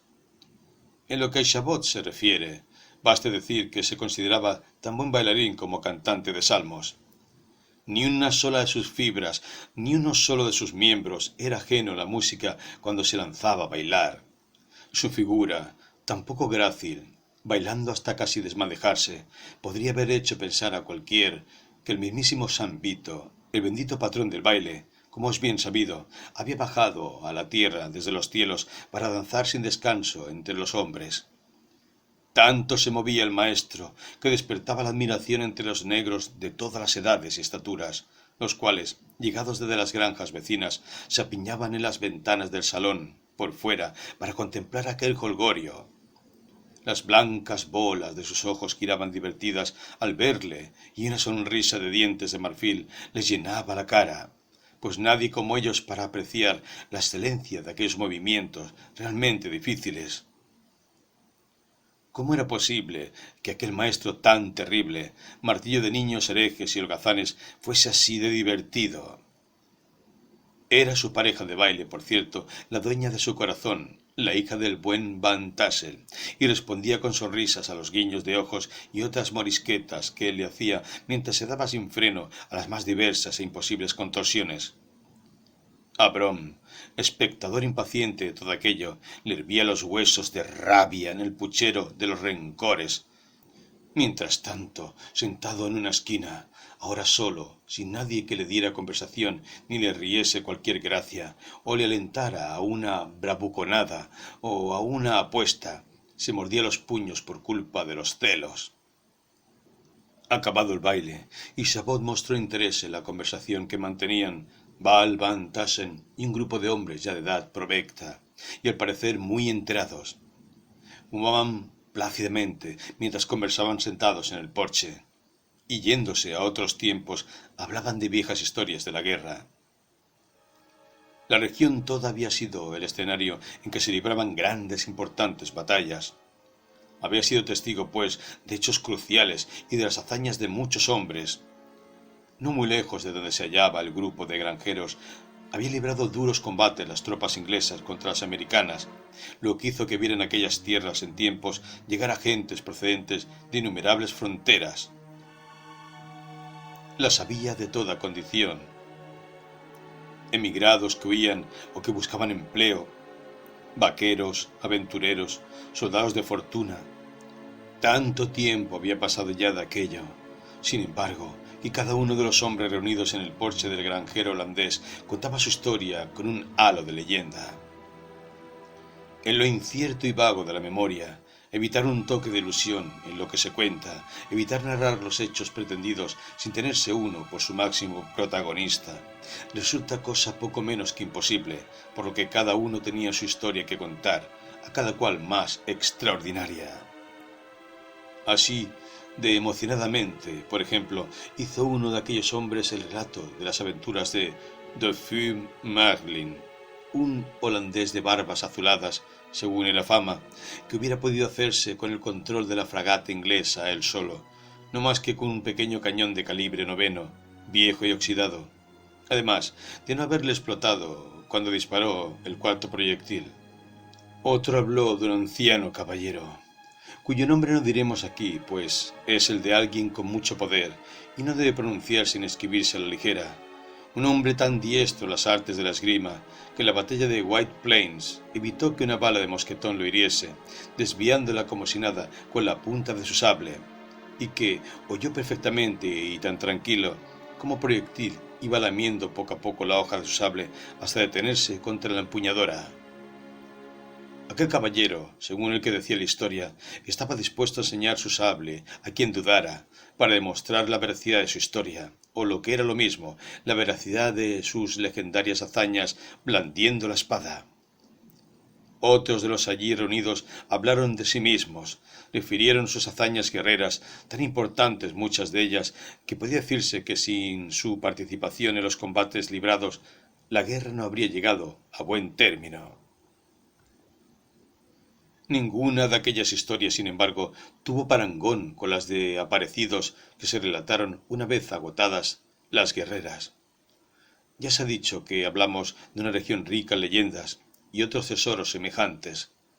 La superstición, pues, se da tanto en las más recónditas aldeas como en los pueblos más prósperos, aunque el continuo flujo inmigratorio vaya barriendo poco a poco tal sentir. Por otra parte, no tienen los muertos mucho predicamento que se diga en las modernas ciudades que habitamos en nuestros días, pues apenas se quedan dormidos en su lecho de gusanos y abandonan la ciudad quienes los conocieron, llevados de avatares diversos y de afanes no menos distintos, por lo que, cuando los muertos salen de sus tumbas para iniciar sus nocturnas rondas, nadie a quien cursar una visita les queda. Por eso, seguramente, apenas oímos ya contar a cualquiera que se le ha aparecido el espectro de un difunto. Sólo en las antiguas comunidades holandesas siguen siendo sensibles a estos casos, lo que es como decir que a los fantasmas. La causa que explica la prevalencia de estos asuntos en regiones como Sleepy Hollow, pues, se debe a la formidable presencia en el valle de gentes de regambre holandesa, y quizá a ese ambiente, en ese aire pleno de misterio y ensoñaciones que todo lo presidía. Los que conversaban en el porche de Van Tassel, así las cosas, comenzaron a competir por ver quién se sabía la leyenda más brutal, quién había presenciado los hechos más tremebundos. Naturalmente se oyeron cuentos de fantasmas, decidida y claramente espantosos. Fantasmas, por ejemplo, que, impertérritos, sin mover ni los labios, sin parpadear siquiera, lanzaban gemidos y lloros que helaban la sangre a quien los oía. Otros, fantasmas también, como es claro, vagaban de un lado a otro, siempre según los narradores, en procesiones inacabables. A otros igualmente, fantasmas, como es de rigor, los habían visto en una suerte de asamblea bajo un gran árbol. Estos, por cierto, fueron los que, según era fama, dieron captura al infortunado mayor André, del que nunca más se volvía a tener noticia. Tampoco faltaban las leyendas protagonizadas por mujeres, como aquella de la dama apenas cubierta con un velo vaporoso y blanco, que se dejaba ver en la siempre tenebrosa cañada de la Roca del Cuervo, donde había muerto en medio de una nevada. Cuando se aparecía, la pobre gritaba sus lamentos de manera tal que no podía por menos que poner de punta los pelos de quienes la oían, sobre todo en mitad de las más inclementes y tormentosas noches de invierno. Mas, ni qué decirlo tiene, estas historias juntas eran apenas nada en comparación con la que a todos emocionaba muy especialmente, la del jinete decapitado de Sleepy Hollow, al que, según decían varios de aquellos hombres que hacían su tertulia en el porche de Van Tassel, se había visto de nuevo muy recientemente, recorriendo la comarca tan a menudo como en sus mejores tiempos, amarrando su caballo cada noche en cualquiera de las tumbas del camposanto de la iglesia del pueblo. Ha sido, a buen seguro, lo apartado en que se alza esta iglesia, cuanto, por lo que parece, hizo del recinto sagrado un punto de reunión ineludible de espectros y espíritus de toda Laya. La iglesia se levanta, a fin de cuentas, sobre una loma rodeada de olmos y de algarrobos centenarios, entre los cuales destacan sobremanera los muros blancos del templo, que son como relámpagos de la pureza cristiana que pugna por lucir incluso los más negros parajes. Una leve depresión del terreno conduce de la iglesia a un remanso de agua como de plata, rodeado de árboles de altas copas, a través de los cuales se observan a lo lejos las azules colinas del Jackson. cuando se contempla el camposanto anejo a la iglesia, cubierto de hierba muy verde, sobre la que parecen echarse a dormir los rayos del sol, embargados de tanta paz como rezuma, tienes la impresión de que, en semejante lugar, los muertos no pueden hacer otra cosa que no sea reposar eternamente, cual les corresponde. A uno de los lados de la iglesia se abre un hondo barranco por el que arrastra la corriente, sobre todo los días de lluvia fuerte, troncos de árboles caídos, pedruscos arrancados de cuajo, ramas. En el punto más negro y denso y hondo del torrente, no lejos del templo, hubo, en tiempos, un puente de madera. El sendero que llevaba hasta el mismo puente. El puente también quedaba prácticamente cubierto por la densa sombra de los frondosos árboles cuyas ramas parecían no dejar pasar el aire, sino estrangularlo. Por eso, aun de día, era el lugar en el que sólo moraban las sombras, y de noche la oscuridad más plena. Tal era, al parecer, uno de los caminos que con mayor constancia frecuentaba el jinete decapitado de Sleepy Hollow. Y una de las historias que corría de boca en boca de todos los moradores de la región hablaba de que, cierta noche, el viejo Brower, un tipo algo insolente, incrédulo y hasta hereje en lo que concierne a los fantasmas, al volver de Sleepy Hollow y antes de abandonar el valle por aquel camino, se topó de golpe con el jinete, no ocurriéndosele otra cosa que hacer la tontería de seguirlo. Así, a galope tendido, fueron ambos, uno delante, otro detrás, a través de bosques, de malezas, entre las colinas, por las ciénagas, hasta llegar al puente. Allí, de súbito, el jinete se convirtió en un esqueleto reluciente que se abalanzó sobre el viejo Brower para empujarlo con furia y hacerlo caer al torrente mortal, mientras rugían las copas de los árboles como si de ellas, y no del cielo, emanara la tormenta preñada de relámpagos y de truenos. El relato de esta historia, que se daba por verídica, halló parangón más que conveniente en la aventura que narró a continuación el propio Bromner Huesos, que se había sumado a la tertulia, no sin antes decir que él, como se vería de inmediato, superaba como caballista al jinete sin cabeza. Ocurrió, según dijo Brom, que regresando del pueblo próximo de Sin Sin, se le plantó de golpe en el camino aquel legendario caballero sin cabeza para apostarse con él lo siguiente: una carrera por una jarra de ponche. Aceptó valientemente Bromner Huesos.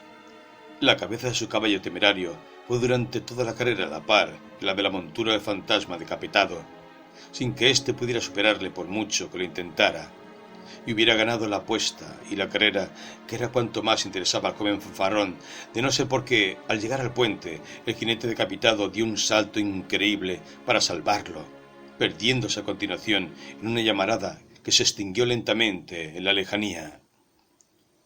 Todos estos relatos, hechos en ese tono de voz con que se suelen contar en la oscuridad historias tales, historias de terror y de misterio, con los rostros de los allí reunidos apenas iluminados por el resplandor de una pipa que quema tabaco ávidamente, impresionaron muy de veras al bueno de Chabot Crane.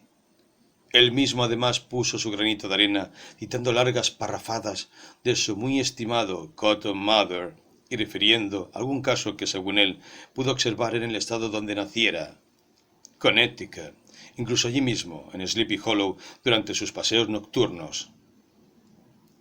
Estaba a punto de acabar la fiesta, pues muchos de aquellos granjeros comenzaban a montar en sus carretas para irse, de reunir a la familia, y se iban de hecho poco a poco, llenando ahora el silencio de la noche, con el choque de las ruedas contra los pedruscos del camino. Varias muchachas montaban a la jineta en la grupa del caballo, tal y como se lo ofreciera algún pretendiente. Reían alegres y sus risas iban alejando lentamente entre el trote rítmico de los cascos de los caballos para ser devueltas por el eco de los bosques dormidos. Al cabo desaparecían voces, carcajadas, trotes y ecos, como si un desierto ignoto se lo hubiera tragado todo tras brotar en el mismo sitio donde antes hubo jarana y contento. Y Chabot, sin embargo, seguía allí, como si hubiera hecho cualquier otro enamorado de aquella región, en la esperanza de poder conversar a solas con su amada y en adorable tête-à-tête, siquiera unos minutos, antes de partir. Tenía la cara iluminada de dicha, pues no albergaba más convicción que la de hallarse a las puertas del éxito. Mas no pretendo decir qué ocurrió en la entrevista que mantuvieron, pues debo señalar, en aras de la mayor sinceridad, que lo ignoro por completo.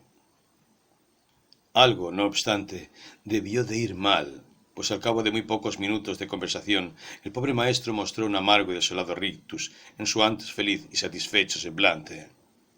¡Oh! Estas mujeres, ¿cómo son? ¿Sería posible que aquella muchacha no hubiera hecho más que coquetear con él para divertirse o acaso para burlarse un rato? ¿Sería posible que hubiera alentado arteramente las esperanzas del pobre pedagogo para dar celos a quien era el peor enemigo del buen Isabeau, nada más? Yo, la verdad, no lo sé. Quizá el cielo, limitémonos a decir que Isabeau salió de la granja de Van Tassel, más que como un digno invitado, como un granuja que hubiera ido allí para robar un par de gallinas y no para hacerse con los favores del corazón de una damisela. Así ahora, sin reparar ya la bondad y riqueza de cuanto allí había, se dirigió a toda prisa a los establos, pegó un puntapié al penco que le llevara, para que se levantase del suelo sobre cuyas pajas se había tirado a dormir, puede que soñando con auténticas montañas de maíz, o con unas praderas repletas de tréboles, o con interminables valles de alfalfa y forraje, unos sueños, pobre bruto, que se le desvanecieron de golpe.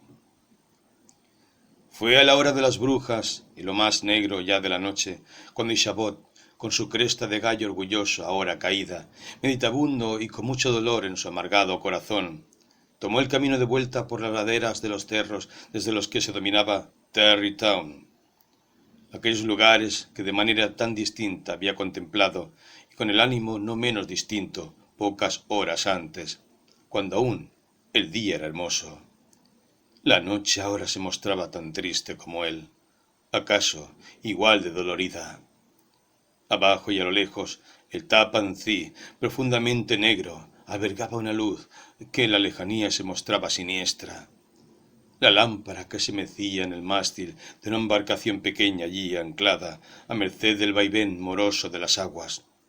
Puede que fuese aquella pequeña embarcación que había contemplado con deleite por la tarde, pero ahora le pareció totalmente distinta, incluso infame. A las 12 de la noche, en aquel aterrador silencio que todo lo presidía, oyó el maestro poco después el ladrido largo y agudo, pero muy débil, como lastimero, de un perro guardián. Lo sintió tan lejos que se dijo que ni los perros querrían ya acercarse a él. También le parecía sentir, de tarde en tarde, el canto de un gallo, pero lo tenía por un simple eco, como escapado de sus sueños, o como llegado de una granja a la que nadie querría ya darle alojamiento ni comida. Por donde pasaba, nada vivo se veía, ni se percibía. Acaso únicamente el canto monocorde y melancólico de los grillos, el croar impertinente de una rana de las ciénagas, quejumbrosa, como si no pudiera dormir bien en aquella tan propicia humedad, o como si la hubiese despertado él mismo al pasar por allí con su caballo. Todas las historias de aparecidos, de muertos y de fantasmas que había oído contar aquella noche, comenzaron a agitarse entonces en su cabeza, cual si se le hubiera metido un torbellino en ella. La noche, encima, era cada vez más negra, según se adentraba en el bosque.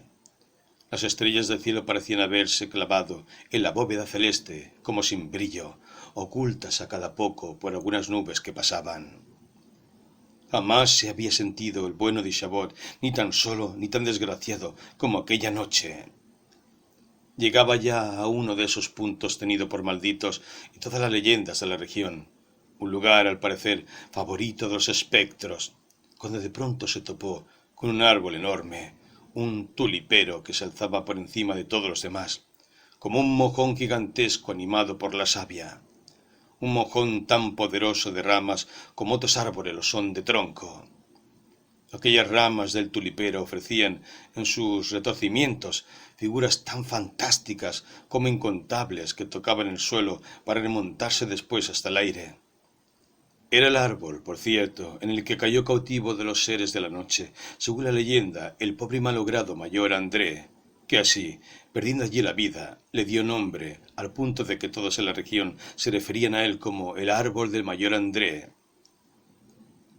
Las gentes del lugar, cuando lo mentaban, lo hacían con una mezcla de temor y de reverencia supersticiosa, y acto seguido se lamentaban de la suerte trágica del mayor, un héroe desventurado, como si con su evocación cariñosa quisiera espantarlo para que no se les apareciera entre lamentos y gritos desgarradores.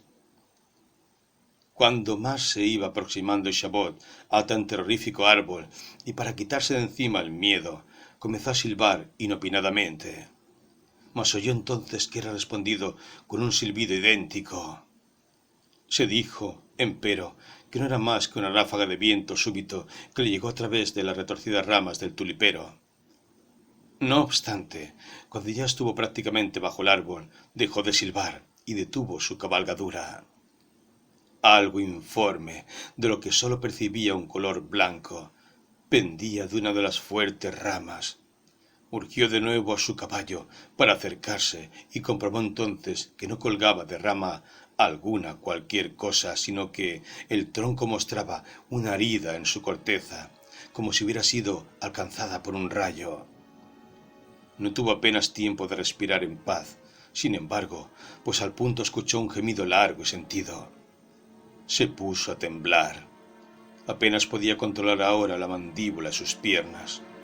Así todo, armándose de valor de nuevo, siguió un poco más allá. Y otra vez aliviado comprobó que aquello no había sido más que sonido hecho por dos ramas que se rozaban a merced de la brisa. Salió Chabot de los dominios del árbol, pues, pero no había escapado con ello al peligro que se cernía sobre él.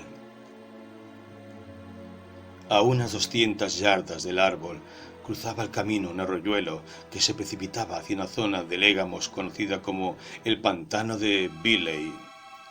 Para cruzarlo, unos troncos hábilmente dispuestos ofrecían el paso propio de un puente, y del lado de la corriente del arroyuelo varios castaños y robles, por cuyos troncos trepaba la hierba, se cerraban como una bóveda sobre aquel paso tan improvisado como eficaz. Algo en su interior entonces hizo sentir una cierta aprensión, como si unos pasos más allá no hubiese otra cosa que una gruta oscura y sin salida. Atravesar aquello, pues, le supondría la prueba más difícil de superar. Sabía bien el maestro, además, que fue entre aquellos árboles, robles y castaños, donde se escondieron los soldados que, más allá de la leyenda, tendieron la emboscada al mayor André. Eso, y la leyenda en sí misma, hicieron que el puente fuera tenido por todos como un lugar maldito, que sólo debía cruzarse de noche y en compañía. Y él iba solo. Ahora comprendía bien el terror de sus alumnos cuando, con la oscuridad de los días de invierno, tenían que atravesarlo para regresar a sus casas una vez concluidas las lecciones. Cuanto más se aproximaba su montura al riachuelo, más fuerte le latía en el pecho el corazón a Chabot, como si le fuera a hacer saltar las costillas. Pero, respirando hondo, haciendo acopio de todo el valor y de toda la fuerza de voluntad que hubo de requerirse para no dar marcha atrás, fustigó violentamente a su caballo, le clavó los tacones de sus botas en los ijares, en la esperanza de que el penco saliese casi de estampida para cruzar aquello cuanto antes, pero el mal bicho, que era aquel caballo, resabiado e indolente, no hizo más que un violento escorzo hacia su derecha, para que su jinete se golpeara de manera brutal contra un árbol. El maestro, ahora tan enfadado como preso del pánico, y que a cada segundo que pasaba en aquel lugar sentía aún más miedo, tiró de las riendas, sin embargo, hacia el lado contrario, para herir en los belfos al caballo con el bocado y obligarlo así a seguir el rumbo que quería. Mas fue inútil. El penco se echó a galope, sí, pero no para cruzar lo que su jinete le indicaba, sino para tirarse de costado, violentamente, como si hubiera sido abatido por un disparo, contra unas zarzas repletas de espinas que había a la izquierda del camino. A un maltrecho se levantó Chabot, volvió a montar y castigó con una dureza inimaginable al bruto, sacudiéndole con la fusta aún más fuerte que antes y clavándole los tacones de sus botas en los ijares con auténtica saña.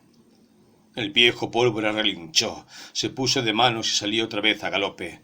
Mas justo cuando llegaba a la embocadura del puente, se paró en seco, como las mulas.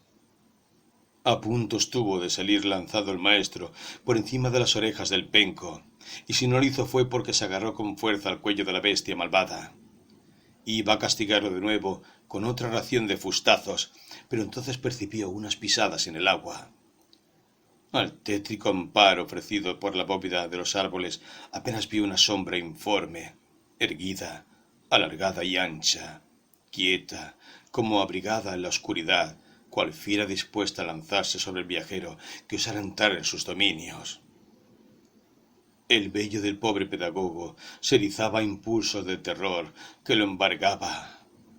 ¿Qué podía hacer o decir? Era demasiado tarde para girar la grupa de su caballo y escapar por donde había venido. Además, podía tratarse de un espectro, de un fantasma, de un espíritu, seres del aire capaces de atravesarlo incluso de cara al viento. Así que, haciendo acopio de los últimos rescoldos de vapor y de cordura que ardían en su pecho y en su cabeza, y a despecho de su voz en un hilo, escuchó, no sin sorpresa, que de su boca salía una pregunta. ¿Quién eres? Como la sombra no respondiera, repitió la pregunta, y tampoco obtuvo respuesta. Así que no le quedó otra que atizar con la fusta de nuevo al maldito Pólvora, clavándole con saña los tacones una vez más, cantar con voz temblorosa y en un puro grito uno de sus salmos y galopar por donde había llegado. Mas justo entonces la sombra se interpuso en su camino, abandonando su anterior escondite para cerrarle el paso. Ahora, a corta distancia, puede distinguir mejor la sombra, que adquiría forma. A pesar de la lobreguez de la noche, vio a un jinete corpulento que montaba un altísimo y muy fuerte caballo negro. No parecía ni molesto ni amigable. Chabot, no obstante, hizo que su caballo siguiera al paso, ahora, y cuando llegó a la altura, el jinete se apartó. Lo dejó pasar, y luego siguió junto al maestro, situando su caballo del lado por el que no veía a su penco, que ahora parecía tranquilo y manso, manejable. Concluyó Chabot su salmo y se decidió entonces a mirar a su nocturno compañero, a pesar del miedo, recordando de golpe aquella aventura de la apuesta que narrara Brown el Huesos. Eso fue lo que le hizo fustigar de nuevo a su penco, en la esperanza de dejar atrás al fantasma. Mas picó espuelas el jinete maldito para alcanzarlo de nuevo, sin mayor esfuerzo de su montura. Al maestro no se le ocurrió otra cosa que tirar atrás de las bridas para hacer más lento el paso de su jamelgo. Pero el jinete hizo lo mismo. A Chabot le latía entonces el corazón de manera que casi se le oía, más aún que el retumbar de los cascos de los caballos en el silencio de la noche. Se puso a cantar otro salmo que ahora, empero, no le salió. Tenía la boca seca por el pánico, la lengua se le pegaba al paladar, y no le salía ni una nota, ni una palabra de la primera estrofa. Su compañero nocturno parecía obstinado en su silencio, algo que aún le resultaba más temible al maestro. Pronto, empero, sabría el porqué. Descendían ambos, emparejadas sus monturas, por la ladera de una leve colina, en la claridad que auspiciaba el fondo del firmamento y la ausencia en aquella zona del bosque, cuando se percató, aun mirándole de reojo, de que aquel ser era aún más corpulento de lo que ya de por sí le había parecido antes, y que no tenía cabeza, lo que hará comprender a cualquiera la clase de pánico que, sobre los ya padecidos, embargó ahora al pobre pedagogo. Mucho más, ni habría que decirlo, cuando comprobó cómo el jinete apoyaba su propia cabeza, que llevaba hasta entonces bajo un brazo, en el arzón de la silla de su caballo. Mil escalofríos, como latigazos, sacudieron de arriba abajo el cuerpo de Chabot, empavorecido. No pudo pensar nada, ni considerar por más tiempo su situación. Comenzó a pegar a su caballo con manos y pies. Pólvora, al menos, obedeció esta vez, lanzándose a galope tendido. Pero fue en vano, porque de inmediato tuvo de nuevo a su altura al jinete sin cabeza. Galopaban en una enloquecida carrera, sacando chispas de las piedras los cascos de sus caballos. Inclinado sobre el cuello de su penco, Isabeau sentía que su traje flotaba en el aire, lo que le complacía, pues le daba la sensación de que podría dejar atrás al fantasma. Pero llegaron juntos hasta el cruce de caminos en el que se tomaba el que conducía hasta Sleepy Hollow. Entonces Pólvora, que parecía poseído por un demonio, cambió inopinadamente de rumbo y en vez de girar a la derecha como procedía, se tiró en su loca carrera por la cuesta de un sendero arenoso que llevaba desde los árboles al puente, ese otro puente famoso de las historias de aparecidos, el grande que lleva a la colina frondosa en la que se alzan la iglesia encalada que tiene a su vera el camposanto. Hasta ese preciso momento, el pánico que también sentía el pobre penco parecía otorgarle cierta ventaja sobre el fantasma, aun cuando desde luego no fuera tan buen jinete como el decapitado. Pero cuando llevaba recorrida no más de la mitad del sendero, sintió que se le aflojaban las cinchas de la silla de montar y algo así como si su penco se le escurriera entre las piernas. Trató de equilibrarse y de asir la silla de montar con las piernas para que no se le fuera, pero nada. Se salvó de una terrible caída y del consiguiente batacazo, aferrándose con todas sus fuerzas al cuello y a las crines del penco, mientras su silla caía irremediablemente al suelo y era pisoteada. Lo oyó perfectamente por los cascos del caballo del fantasma que estaba a punto de darle alcance. Así todo, pensó en la ira de Hans Van Ripper cuando le contara que había destrozado su silla de montar preferida, la que solía poner los domingos a su montura. Pero fue solo un instante. Lo que sufría ahora era insuperable. Los enfados de Van Ripper resultaban una tontería comparado con aquello. Sentía cada vez más cercano al fantasma. Isabeau, que no era precisamente un jinete indio, iba peor que mal montado a pelo, a todo galope, y a punto estaba de caerse por un lado, cuando lograba rehacerse, y a punto estaba de caer por el otro lado. Además, golpeaban tan brutalmente sus nalgas contra los huesos del penco, que le parecía inminente el batacazo. Al menos así, se decía, si se tronchaba el cuello, acabaría de una vez por todas aquella pesadilla. Un claro entre los árboles le hizo cobrar mayor confianza. Sin embargo, y ansió invocar el puente que conducía a la iglesia cuanto antes, ya que era aquel el camino que había tomado inopinadamente su caballo. La luz de la luna, que caía trémula sobre las aguas, hizo saber que no erraba en sus pronósticos. Vio casi acto seguido el encalado de la iglesia, que refulgía la oscuridad a través de los árboles. Recordar que allí en el puente se había esfumado el fantasma cuando compitió contra Brown el Huesos le hizo sentir alivio. Si llego en cabeza al puente estaré a salvo, pensó, y justo en ese momento oyó a sus espaldas el resoplido del caballo del fantasma, un caballo igualmente fantasmagórico que casi le quemaba. Volvió a fustigar al viejo Pólvora y cruzó en cabeza al puente, levantando un estrépito de tablas bajo su galope. Ya del otro lado, no pudo evitar volverse con la esperanza de que, al igual que en el relato del fanfarrón, y cual parecía norma de los fantasmas, se hubiera hecho una llamarada de fuego su perseguidor, esfumándose de inmediato. Pero lo que vio, empero, fue mucho más aterrador. Se irguió el jinete en su montura sobre los estribos, tomó su cabeza con una mano y la lanzó con fuerza hacia Isabeau, que no pudo esquivar tan espantoso proyectil. La cabeza del fantasma se estrelló contra la suya, con un sonido de piedras que se entrechocaran. Cayó a tierra. Pólvora, el jinete decapitado, y su caballo negro pasaron por encima de aquel cuerpo yaciente como una simple brisa. A la mañana siguiente, el malencarado Van Ripper encontró su viejo caballo a las puertas de su casa, sin montura, claro, y arrastrando la brida. El pobre penco, sabio a fin de cuentas, saciaba su hambre y trataba de olvidarse de la noche anterior, arrancando a mordiscos puñados de hierba. Isabeau, por el contrario, no hizo acto de presencia, a pesar de que era la hora del desayuno. Llegó la hora del almuerzo, y por muy raro que le pareciera al granjero, tampoco apareció. Sin él en la escuela, los alumnos pasaban el rato junto al riachuelo. Nadie sabía nada acerca de su maestro. Comenzó a temer Van Ripper, ya avanzada la tarde, que algo malo le hubiera ocurrido.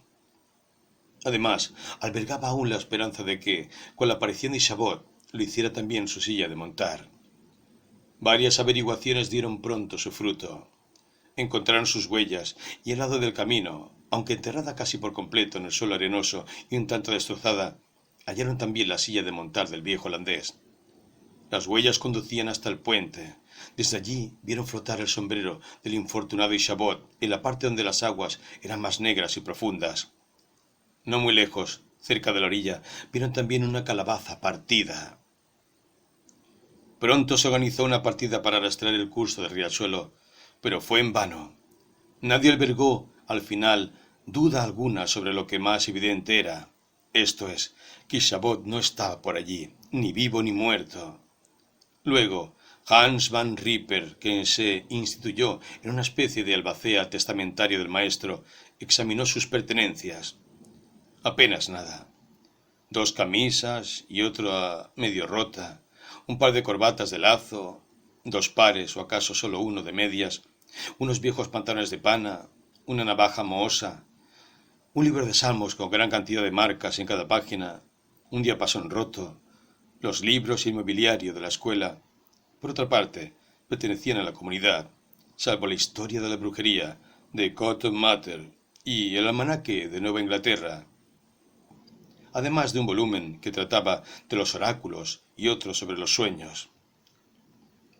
Entre las páginas del libro sobre los sueños había una hoja de papel llena de tachaduras y borrones de tinta, el resultado de un intento que hiciera el pobre maestro por dedicar unos sentidos versos a la joven heredera de los Van Tassel.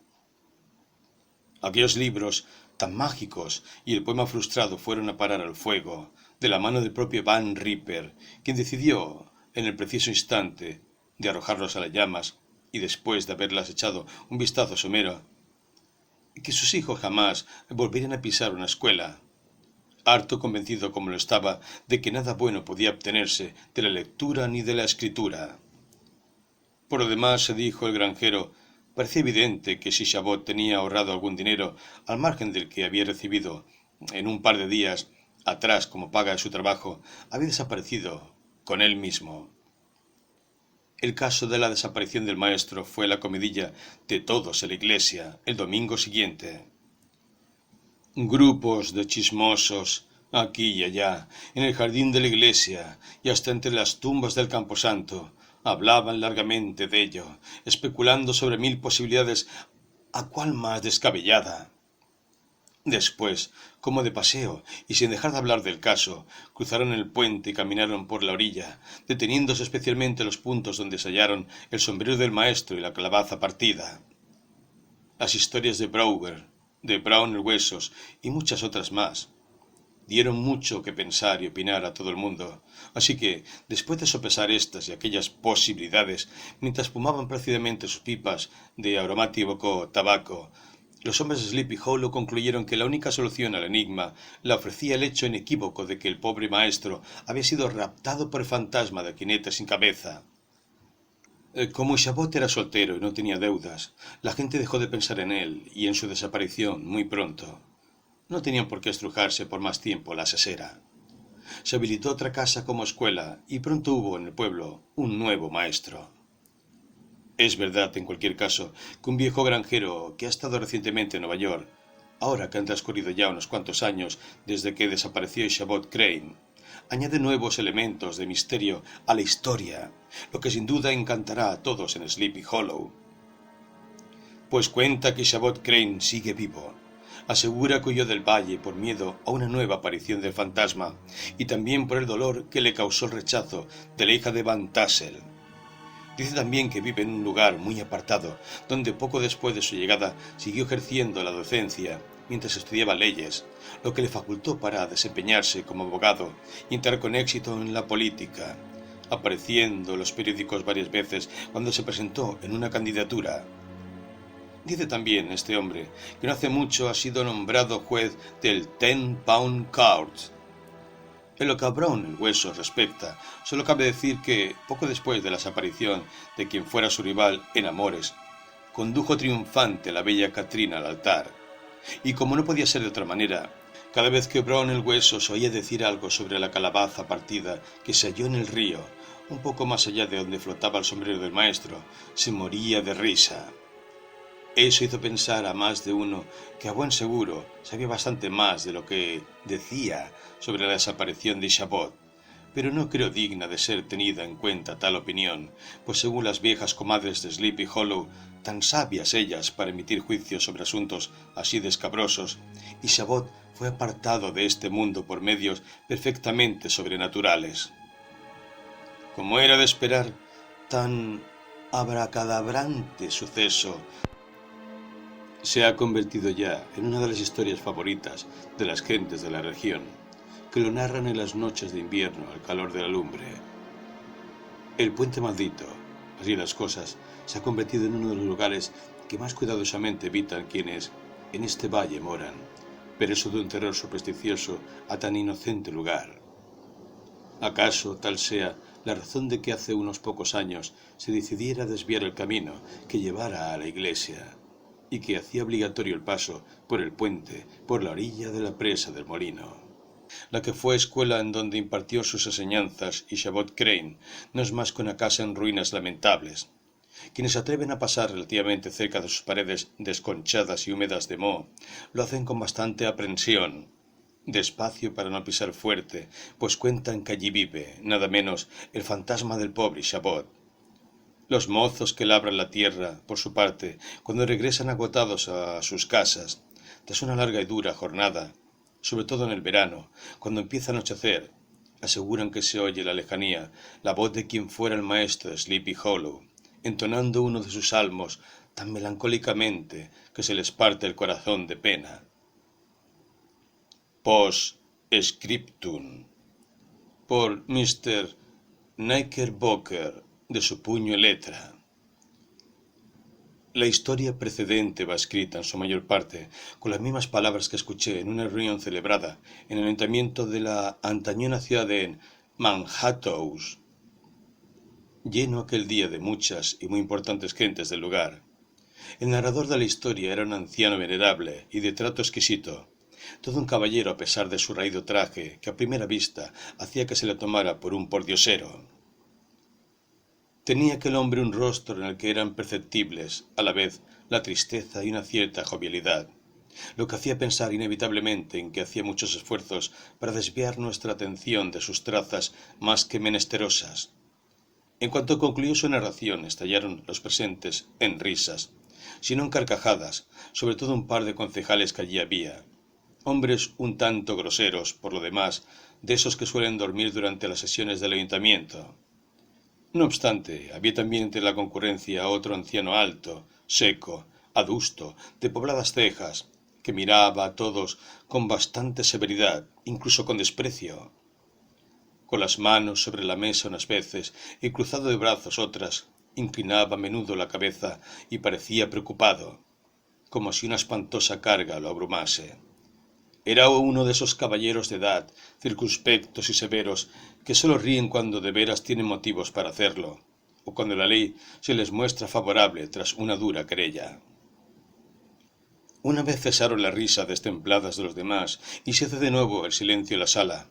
Apoyó un brazo en el reposabrazos del sillón, se puso el otro a la cadera, preguntó alzando las cejas elocuentemente, como en sorpresa burlona, cuál era la moraleja de aquella historia y qué se pretendía demostrar a través de la misma. Entonces el narrador, que justo en ese preciso momento bebía un buen vaso de vino para refrescarse la garganta y los labios secos por la vehemencia que le hizo gala al contar la historia, se quedó con el vaso a medio camino unos segundos. Miró a quien lo interpelaba tan sarcásticamente, aunque con un aire, sin embargo, de bondad y hasta de gran deferencia e incluso aceptación de sus palabras. Depositó después el vaso en la mesa, lentamente, mientras tomaba aire, y observó que la historia, atendiendo a la más inequívoca lógica de los propios hechos, no pretendía más que demostrar lo que a continuación se expone. que no hay situación en la vida de la que no se pueda extraer ventaja e incluso obtener placer, siempre y cuando sepamos aprovecharnos de ella. Que, en lógica consecuencia, pues, quien se atreva a echar una carrera a un jinete muerto tendrá muchas posibilidades de sufrir un accidente. Ergo, si un maestro de escuela pueblerina resulta rotundamente rechazado por una joven y hermosa holandesa a la que pretende, de inmediato tendrá dicho maestro el beneficio de una buena carrera profesional en la abogacía y hasta en la política. El caballero de las pobladas cejas frunció y alzó estas una y otra vez, sorprendido por tan apabullante silogismo. Mientras el viejecito del traje raído le contemplaba, o eso me pareció, con un inmenso y no menos sarcástico aire de triunfo. El adusto caballero, al fin, no tuvo sino que reconocer que todo aquello estaba muy bien, que el argumento había sido bien defendido, aunque mostró una leve objeción. En cualquier caso, tal historia, para su gusto y para sus entendederas, resultaba un tanto extravagante, añadiendo que, encima, le habían quedado sin aclaración un par de puntos. Le aseguro, caballero, que ni yo mismo me creo la mitad de este cuento, le respondió entonces el narrador.